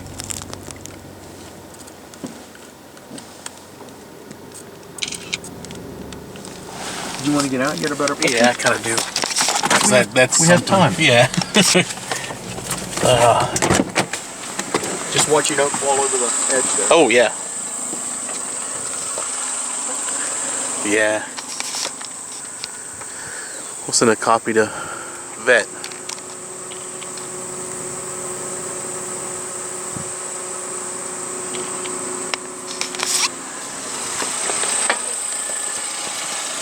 I thought we were going to get through our tour without the sun coming out from behind those clouds, easing our temperature levels. As I always say, as long as there's no snow, I'm happy. They say you may have some rain. We may have rain here today. Yeah, they're talking about rain this afternoon, but very good chance of rain tomorrow. In fact, I'm supposed to have a car tour in the morning and a horse tour in the afternoon, and I already was told by the lady running the horse tour that we may be canceling the horse tour tomorrow. Oh, wow. Because they're talking about widespread thunderstorms. In all honesty, I'm not unhappy about that. Yeah. I know there's just something about getting wet on a horse that I don't like, and I've done it. I've come back off a horse tour in previous years where I've got an inch of water in my boots. Oh. Yeah. That's a miserable. And you're so, and you know how blue jeans are when they get wet. Yes. And it's just like, bleh. Yeah. Pickett's division is going to move through these woods and advance out in front of these woods and lay down in the fields on the morning, of July 3rd. They're going to bake in the sun for about 5 hours, waiting for the cannonade to end and the order to advance to begin. I do Segway tours as well. They're fun.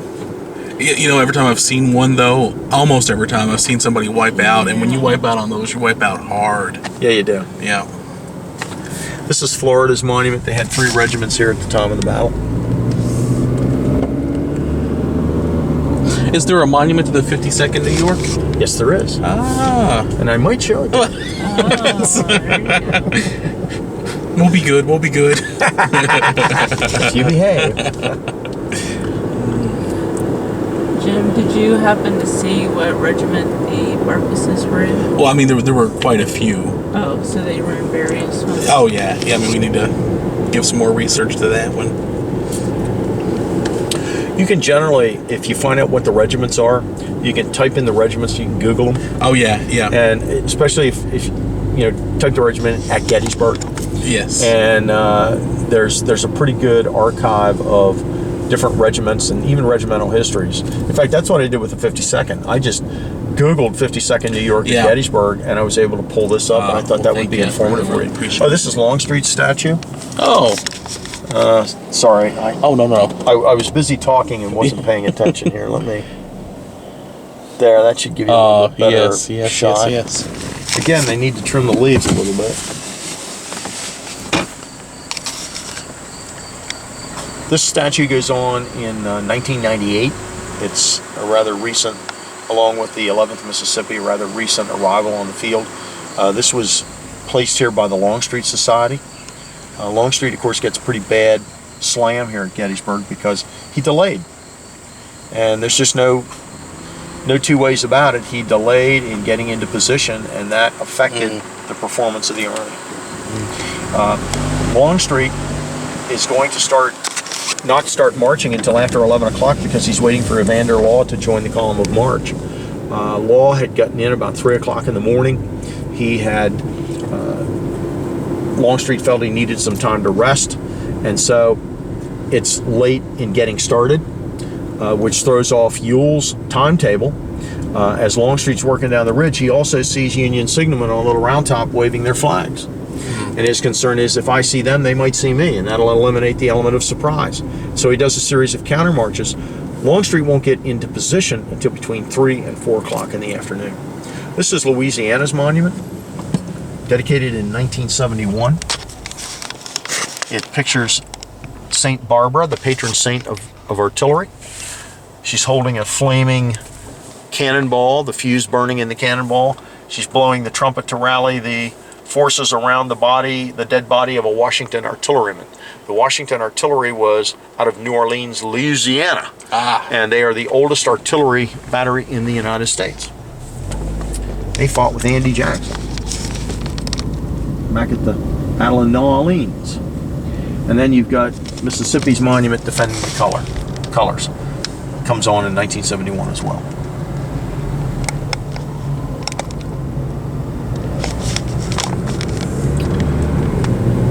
I'm going to drive you on down the Ridgeline. You're familiar with this, the Eisenhower Farms coming up over here on the right. Longstreet's going to march down behind this ridgeline eventually. He's going to place McClaw's division to advance. He's going to place them in this wooded area to advance out that direction. You see we're getting much closer to the Round Tops. This is what we call the Longstreet Tower coming up here. It's also known as the Eisenhower Overlook. Oh. Because you got the Eisenhower farm right down there. Yeah. Since you guys were there yesterday, you said? Yeah. Yep. We did that in the Cyclorama, the movie. Yeah. What'd you think of the Cyclorama? I mean, I love that kind of stuff. Jen wasn't as impressed as I was. Yeah. They spent several $1 million to clean that up. And it's only one of 4 cycloramas that are in the world. Isn't one of them lost? One of them is down in North Carolina, rolled up in a warehouse. Okay. A copy of this one. But they know where it's at. They know where it's at, and it's in bad shape. The other 2 cycloramas are the Battle of Atlanta, down in Georgia, and Waterloo in Belgium. I did not know that one.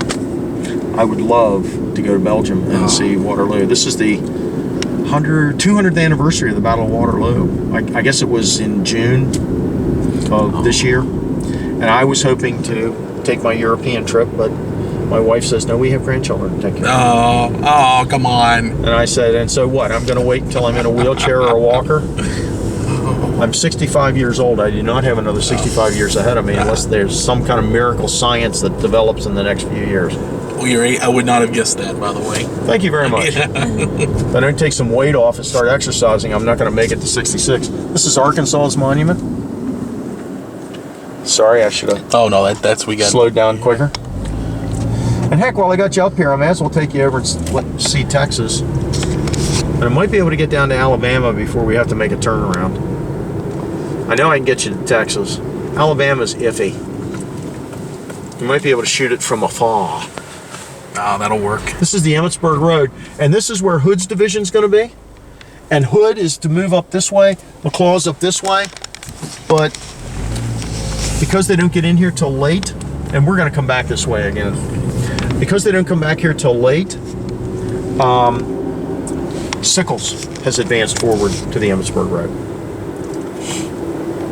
All right, now you always hear that Texas, everything's big in Texas. This is Texas's monument right here. Oh, wah, wah. Yeah. I like to bring people from Texas here to show them this. What Texas decided to do in the tradition of equality and states' rights was that they would place the identical same monument on every battlefield that Texas troops fought. They just changed the words. Oh. And so if you go to any battlefield where Texas troops fought, the monument looks just like that. It's that red granite, which I think is from Texas. It's native to Texas. How bland. That's Sam Houston told the Texans, do not secede from the Union. Don't you remember how they helped us out? Man. With the Mexicans and everybody else? And they wouldn't listen, and they seceded. Mistake. Alright, I'm going to get down here and I got to do a one-way. Shoot. Alright, let me... I couldn't exactly remember where that point was, but This is a little camping area they have. There's a comfort station now right there, which they just redid. It's very nice. It used to be really crappy. It's almost scary to go into, but now they're really nice. They're well lit. Nice new facilities. Now I'm hoping maybe I can get you out here enough that you can see the Alabama Monument. And no, that's not going to happen. There's the Soldiers and Sailors Monument way down there. Alabama is, if you drive down here, what happens is it becomes one way, and you got to go the whole way through Big Round Top and Little Round Top, and I'm not ready to do that yet. But Alabama, there's a turnoff up here. Can you see it to the right? That's where the Alabama Monument is. Okay. Unless I back up to there. No, that won't work either. I'll still be going the wrong way. All right, so Longstreet doesn't get into position until between 3 and 4 o'clock down here. Ewell, not hearing artillery at 1 o'clock, which is to be his signal to attack, will launch a preemptive strike at 1 o'clock, believing he missed the artillery. And by doing that, he's going to suffer heavy casualties and be driven back within an hour. He won't make another attempt until 6:30 that evening. And so Lee's coordinated attack, because as Longstreet moved up the road, Ewell was to attack at the same time. Because what Lee wanted to do was to create the illusion in Meade's mind that both his flanks were being simultaneously attacked, forcing him to draw troops from Cemetery Hill. And as troops were drawn from Cemetery Hill, Hill's corps would come across the fields and strike at Cemetery Hill, destroying or driving off the Union Army. But now, because Longstreet is late in getting into position, it allows time not only for Dan Sickles to disobey Meade's orders and move up to the Peach Orchard area, but also for the rest of Meade's army to come onto the field.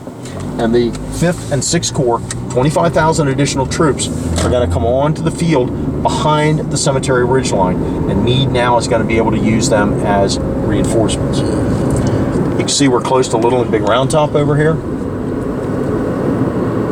Devil's Den is right up through the trees here. Oh, okay. Is this as close as we're going to Devil's Den? No, we're going to drive up there. I'm going to take you up there. Right in there is Devil's Den, right through the trees in the foreground. See the road riding up? In the Little Round Top's in the background. Devil's Den is in the foreground. Oh, I got you. I see it. Actually, it's yeah. I had a truck coming up behind me. Oh, no, I understand. This is the Rose Farm. This is where Kershaw's South Carolinians are going to come through. These are the guys that are going to be giving your 52nd New York boys some problems. Oh, those jerks. Ach du lieber! Mein Deutsch ist nicht so gut. Yeah, my granddaughter just started taking German this year. Of course, now everybody's looking at Granddad. Oh, you'll be able to tutor. That's one of the reasons I taught her to take German, because you had German. I had German when I was in high school. Yeah. 2 years. Yes. You know? Sometimes my German is to the extent of sauerkraut and sauerbraten. Yeah. Just because I like to eat at German restaurants doesn't mean I know German. This is the Peach Orchard. Okay. Joseph Scherfy owned the Peach Orchard. He had 1,000 trees planted around his farm when the battle began. Oh no. By the time the battle's over, he's got 114 left. And we're going to get out here because this is the best platform for me to tell you about the opening of the second day. Even though we have a non-guided tour. Now, just to orient you a little bit, there's the Kadori Barn, the large red barn. Straight in front of us there? Straight in front. Okay. Just to the right rear of that tree line is Cemetery Hill. You can just see the top of the light blue water tank in the trees. The two little white buildings, this side of the Cemetery Hill is the Bryan Farm. And then off to the right, you can see the obelisk monument on the ridge line. To the right rear of that's the beginning of the Culp's Hill position. The one you mentioned, one of the Barney, one of the houses you just mentioned. Kadori Farm? The Bryan Farm. Is that the one where the free black guy lived? Okay. 59 years old. Yes. Yep. Lee's plan thought that the main federal position was along the Gettysburg Road. That's one. Main federal position is way back there. Why doesn't Lee know where the main federal position is? Now you get a better view of Culp's Hill. Yeah. You can see the tree line back there. In fact, you can see the top of the observation tower above the trees. You see where the bus is going? Yeah. Right straight up above the bus. Right to the right of the obelisk? Yep. To the right of the obelisk monument is the Culp's Hill position. Now, do you see the next monument to the right of the obelisk? It's like a pillar. Yes. There's a figure on top. That's George Stannard. That's the Vermont Brigade monument. If you look right over the top of that monument, a little to the right rear, yes, you can see the tower. Gotcha. The roof of the tower. Wow. I can barely see it with my own eye. Yeah, it's when tough I to zoom see. in. Yeah. And sometimes, if the sun's not as bright, you can see it a little bit better. Yeah. So what's going to happen here is Sickles, who had been down here at the Trossel Farm area, is going to advance forward at 3 o'clock. He's going to place Humphrey's division up there, 5,000 men. Bernie's division down here. Bernie's going to come up here. He's going to start at the Sherfy Farm, into the peach orchard. He's going to wrap around here, but at the 3rd Michigan Monument, just down below the peach orchard here, he's going to stop. You notice there's no monuments out here in this field? Mm-hmm. That's because he had no troops to put out there. And it doesn't pick up until Detroit Brandon Ward's brigade down in the Devil's Den area in front of Big Round Top. What's going to happen is when when Longstreet advances, he runs right into Birney's division. Birney is going to get reinforced by 1,500 men from Humphrey's division, reducing Humphrey's to 3,500. They're going to come into the peach orchard here. But Longstreet is going to just nail this position. By 4 o'clock, Hood's division starts to move across those far fields. His Texas and Georgia brigades advancing again, and Alabama advancing against the Devil's Den position. The Alabamians are going to get into Big Round Top because of the heavily wooded area. They're going to get disoriented and lost, basically, and won't get out of there until about 5 o'clock. At 4 o'clock also, Governor Warren, Meade's chief engineer, is going to get the Little Round Top. Little Round Top is right through this opening in the trees, you see? Like the trees come down like this. Yeah. That's Little Round Top in the distance. Yeah. And Warren's going to be up there. He's going to see that Sickles is not going to be able to effectively deal with the situation.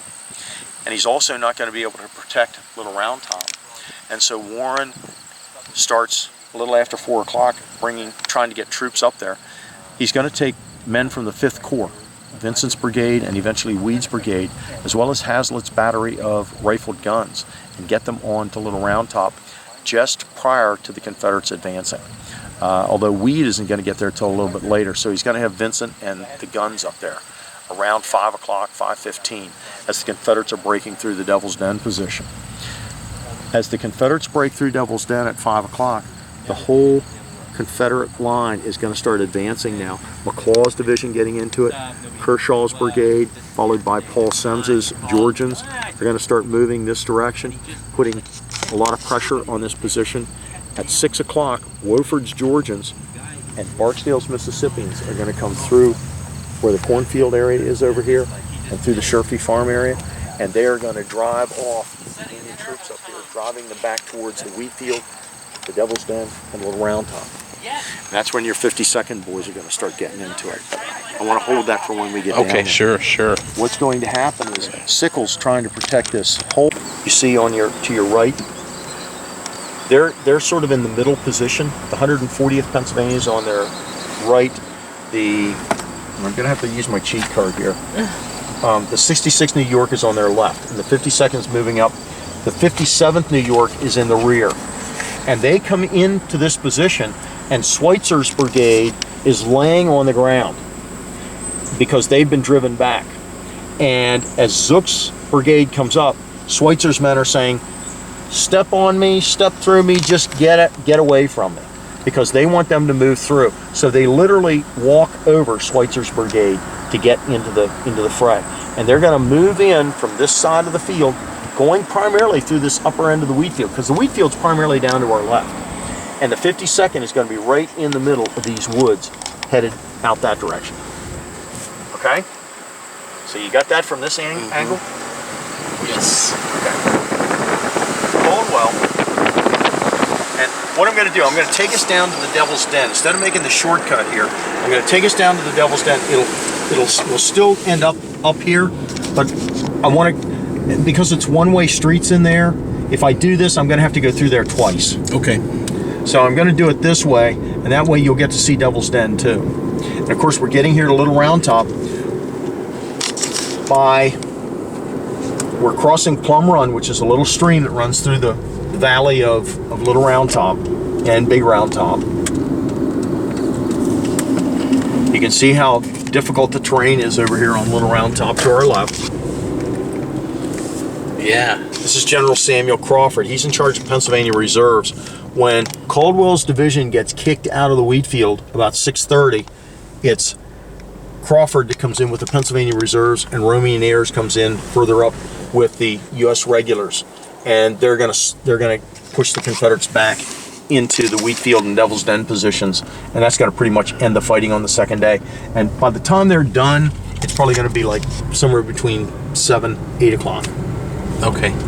But initially, Strong Vincent's brigade was moving up to help in the wheat field, and Warren, the engineer, got Vincent to move up here to Little Round Top. And Vincent is going to go into position on the slope of Little Round Top facing Big Round Top. Okay. And you can see how heavily wooded Big Round Top is, and how sparsely wooded the front of Little Round Top is. Again, the farmer cleared the trees, most of the trees off. At 5 o'clock, or at 4 o'clock, I'm sorry, Sickles starts his position here at the Devil's Den, and he's hit by Hood. Hood's division is going to move in against the Devil's Den position, but the Alabamians get caught up in Big Round Top. So it's primarily going to be Benning's Georgians and Robertson's Texans that are going to be hitting this Devil's Den position. That's where Ward's brigade is. Ward is so thinly placed in this position that he can't cover all the ground. So he's got basically a single rank of men instead of what should have been the front and rear rank. And this is Devil's Den. It's just this huge outcropping of boulders and rocks. One aside, straight ahead of you. You see Elephant Rock? Yes. And that, and they don't talk about Elephant Rock during the Civil War. This is like afterwards. And I'm not sure what the history of Elephant Rock is. That's something I need to find out. But it certainly was there when these guys were fighting. Sure. And the interesting thing is, when a soldier goes into the fight for the first time, they always say, you're going to see the elephant today. Because seeing the elephant in the 19th century was a once-in-a-lifetime opportunity. Not like it is today. Yeah. Did you get it, Jennifer? Not quite. Oh, there we go. Maybe up just a smidge. Yeah, that's good. Did you get the frontal shot? I did. Okay. This will be a spot we'll probably drive back out to. Sure. They say the park closes at 6. Do they? Actually, the visitor center closes at 6. The park's open until 10 o'clock. Oh, so we can come back out here later Absolutely. this evening. Because this, It might be raining. well, Now, you mentioned Bill Frosinito. This Yes. is one of the pictures he debunked. The famous picture of the sharpshooter. Okay. Yes. Oh, wow. Yeah. And that's it right there. That was taken by, I believe Timothy O'Sullivan did it. Yeah. He was working for Matthew Brady. Yes. And what he did, he posed the soldier. He found a dead body and he posed him. You know, and it's always Rather gruesome, isn't it? It is, but in his defense, and that's I mean, that was terrible, but Everybody else was doing it. Yeah. Although that's not really a defense either, but they actually carried accoutrements. They carried rifles and canteens and stuff so they could pose the dead bodies. Yeah. Yeah. This is Smith's battery. You can see, nice view of Little Round Top in the background. Oh, yeah. Smith is going to lose 2 of his guns up here. I didn't get, as you read about these places, I just didn't get, everything was clustered right here like this. And this is the triangular field. Of course, it's tough to see because it's so heavily weeded now. But it's basically, there's a stone wall that runs down through here, and then the tree lines, and it forms sort of an equilateral triangle. Oh, okay. They talk about Major Ellis in the 124th New York. This was the orange blossoms because they were from Orange County, New York. But you'll notice, as you're looking here, See how spread out the monuments are? Yeah. You know, you'd think there'd be a lot of monuments clustered up here, but there aren't. And because of that, that's why Ward was so thinned out. Now Sickles' line eventually is going to come down here and it's going to spread out into the woods here to the left.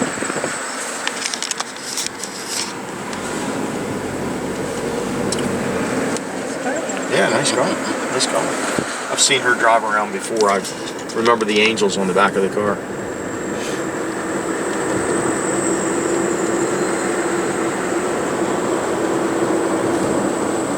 All right, now what's going to happen here is this is where Cross's brigade is going to come in. Cross is killed just about where the 5th New Hampshire Monument's located.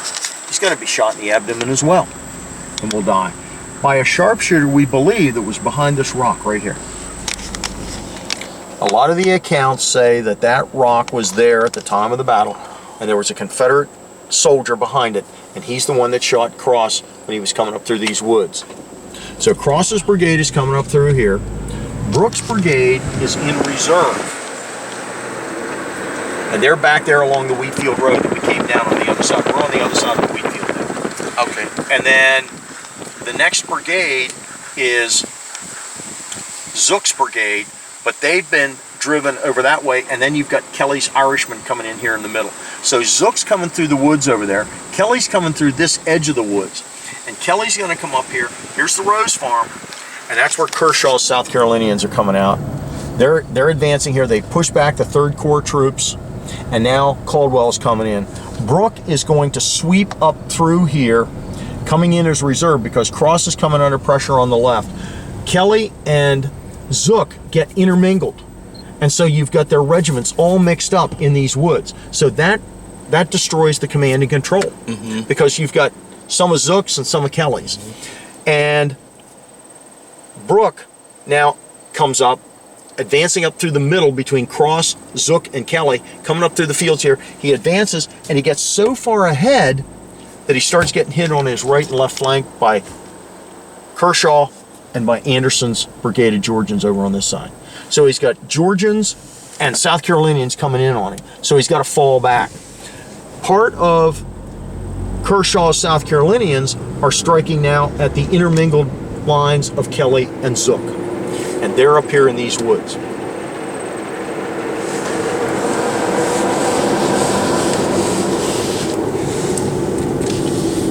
And the 52nd New York,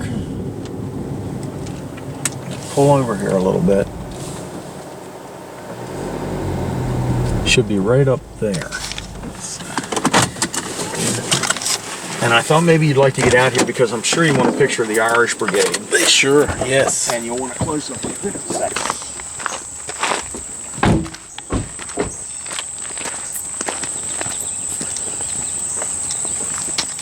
This is the 5th Michigan. And this is the 50. Wait a minute. Don't tell me I'm wrong. Oh, I know. It's the 66th and then the 52nd's up here in the woods. Irish Brigade there, Irish Wolfhound. The Irish Brigade originally had 2 Irish Wolfhounds that accompanied them into battle. The old Irish, back in medieval times, back in the Dark Ages, they trained those dogs as battle dogs. Oh, how badass is that? So they literally brought them in with them at the Civil War. Yep. Here's the 52nd. I'm sorry, I was off one New York regiment. But the 56th is sort of the left flank of Zook's brigade. The 52nd is coming up here through the middle, and then the 140th Pennsylvania is going to be over here. But they get into these woods, and these woods were very much like they are now. But here's your 52nd, boys. They got 137 men in this regiment at the time of the battle. They're going to lose, and this is when Colonel Friedenberg is in charge of the regiment. He's wounded almost instantly. He's shot 3 times. And a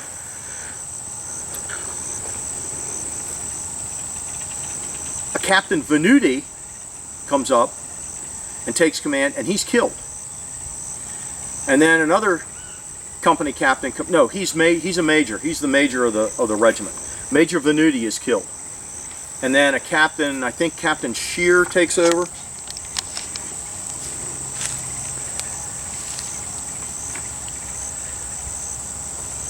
I didn't write that down, but I think it's Shear that takes over.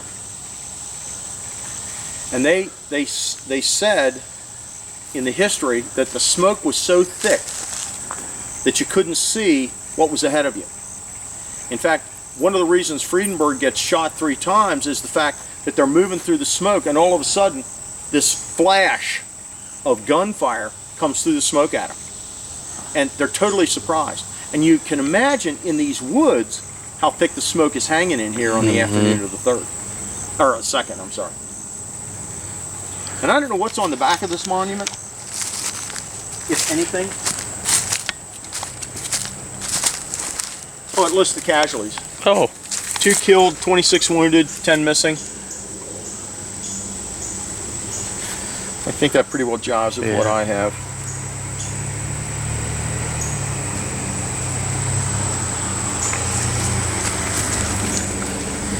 When Zook's wounded, Colonel Friedenberg actually moves up to command the brigade. Hey Jen, will you get a picture of me real quick? Let me. That's what they were carrying. Canteen, this is their backpack that they carried personal belongings in, usually their greatcoat. A lot of the guys had greatcoats for winter weather, although a lot of times when the warm weather started, they threw them aside because they didn't have to lug them along. And then, of course, their blanket roll on top. The trefoil is the symbol of the 2nd Corps. A lot of people think it's a clover. Mm-hmm. It's a French trefoil. Oh. And that was the symbol of the 2nd Corps. And so many of the monuments that you see on the Union monuments will have the Corps insignia, because every Union Corps here at Gettysburg in the Army of the Potomac had a Corps insignia. And of course the seal of New York on the top.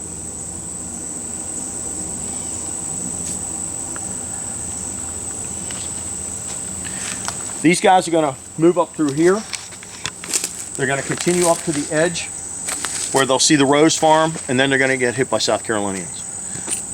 By 6:30, they're starting to fall back because Wofford's Georgians are coming down from the peach orchard.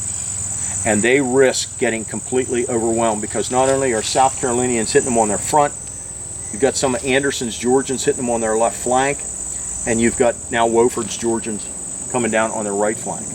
And so they've got no option if they want to survive than to fall back. Then what do? They're going to rally back out on the Taneytown Road, and eventually the whole brigade's going to go back to their original position on Cemetery Hill, or Cemetery Ridge, I'm sorry, which is down in the area where the Pennsylvania Monument is located. Okay. I'll show you that. Yeah. It looked like, from what I saw, and again I've just monkeyed around, it looked like the 52nd was around pretty much from the beginning to the end of the Civil War. If I read that, yeah. Yep. Yeah, they're Appomattox. They saw a lot of stuff. I don't think, in fact, that documentation I gave you, I think it's July 15th or 20th, 1865 is when they're, when they are finally mustered out. And that's after the war's over.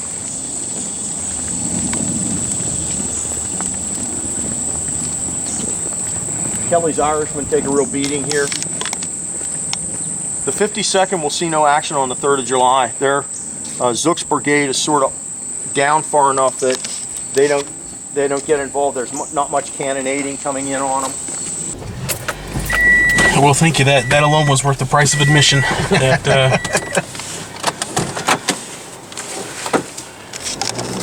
My camera battery's starting to go out. I wasn't planning on taping the whole time, but so much good information. And I know I'm going to want to go back and listen to this a few times and watch it and see we're coming up. This is what they call the Stony Hill, and right here is the Rose Farm. And so Kershaw, South Carolinians are coming through these fields right at these guys. This is where the 5th Corps troops came in earlier. These are the 5th Corps guys are driven back, and that's when Zook oversteps Schweitzer and comes in here. Here's the 116th Pennsylvania. The 116th is the last regiment in Zook's brigades. These guys carried smoothbore muskets. They were loaded with buck and ball. And Zook knew that these would be good guys to get in here to, I'm sorry, not the 116th, the 140th. I apologize. And then my battery ran out on my camera, so we still spent another good hour plus with Rob on that trip, and that was a lot of fun. I wish I could have filmed all of it. He really gave us a lot for our money. In fact, we hired him for 3 hours. He met us a little bit early, as he said he would, and he kept us out. I'd say we probably got a free half hour out of him, probably even more than that. He was just a nice guy and really gave us one heck of a tour, and I appreciated that. I thought I'd just show do a slideshow of some pictures we took on this particular trip around Gettysburg in the background, but I wanted to say just a couple more things before I end this. Early on in the video, there's the cyclorama. Early on in the video, we actually passed the inn at Hare Ridge, which we would stay at on our next trip to Gettysburg, and I wouldn't even realize that at the moment. I didn't realize how cool that place was. Also passed the post office. I love post offices. Gettysburg has a really nice post office. Stopped there for a postmark. The Koster Avenue mural that Rob pointed out, I've become a little obsessed with that lately, and that's something that wouldn't even be on my radar if he had not have pointed that out, and I thought that was really classy of him, and kind of one of the highlights of the trip. Just something, I kind of like odd art like that, and I'm really glad he took us to see that. He also mentioned the Civil War tales, the museum where the 2 young ladies have done dioramas with little miniature cats. I wouldn't even think about that, but then on our next trip to Gettysburg, we stopped there. That place is awesome. They get a huge endorsement from me. Great photo of Rob there, and I just wanted to put that in there too. Driving my car. He was an excellent driver. I'm kind of paranoid about other people driving my car, but I totally trusted him. He was just wonderful. Had a weird, and I didn't even think about this until I went back and rewatched this video, before I put it up on YouTube. But had a little bit of a talk about mortality there that was kind of interesting. And, sadly, Rob wouldn't be with us much longer, but I'm glad I got to spend some time with him. Lee's headquarters, we saw that. Civil War Trust Fund actually raised money to help kind of get it back into shape. I donate to them. Great people, great charity. Look up actually now it's the American Battlefield Trust, I believe. Also, Rob was a licensed battlefield tour guide. That's a pretty prestigious organization. You've got to know just about everything to get into that organization. And hire them to do your tour. If you're going to Gettysburg, look them up and give them a call. They're the way to do the battle. Rob Gibson, he is a photographer in Gettysburg, and he does old style photos, and we did a photo with him. I wanted to mention him real quick. He also has a camera. That camera took a picture of Jefferson Davis, and anyway, I just think that's pretty cool. So yeah, that's it. I just wanted to end. I just wanted to say a little bit more before I ended this. Thanks.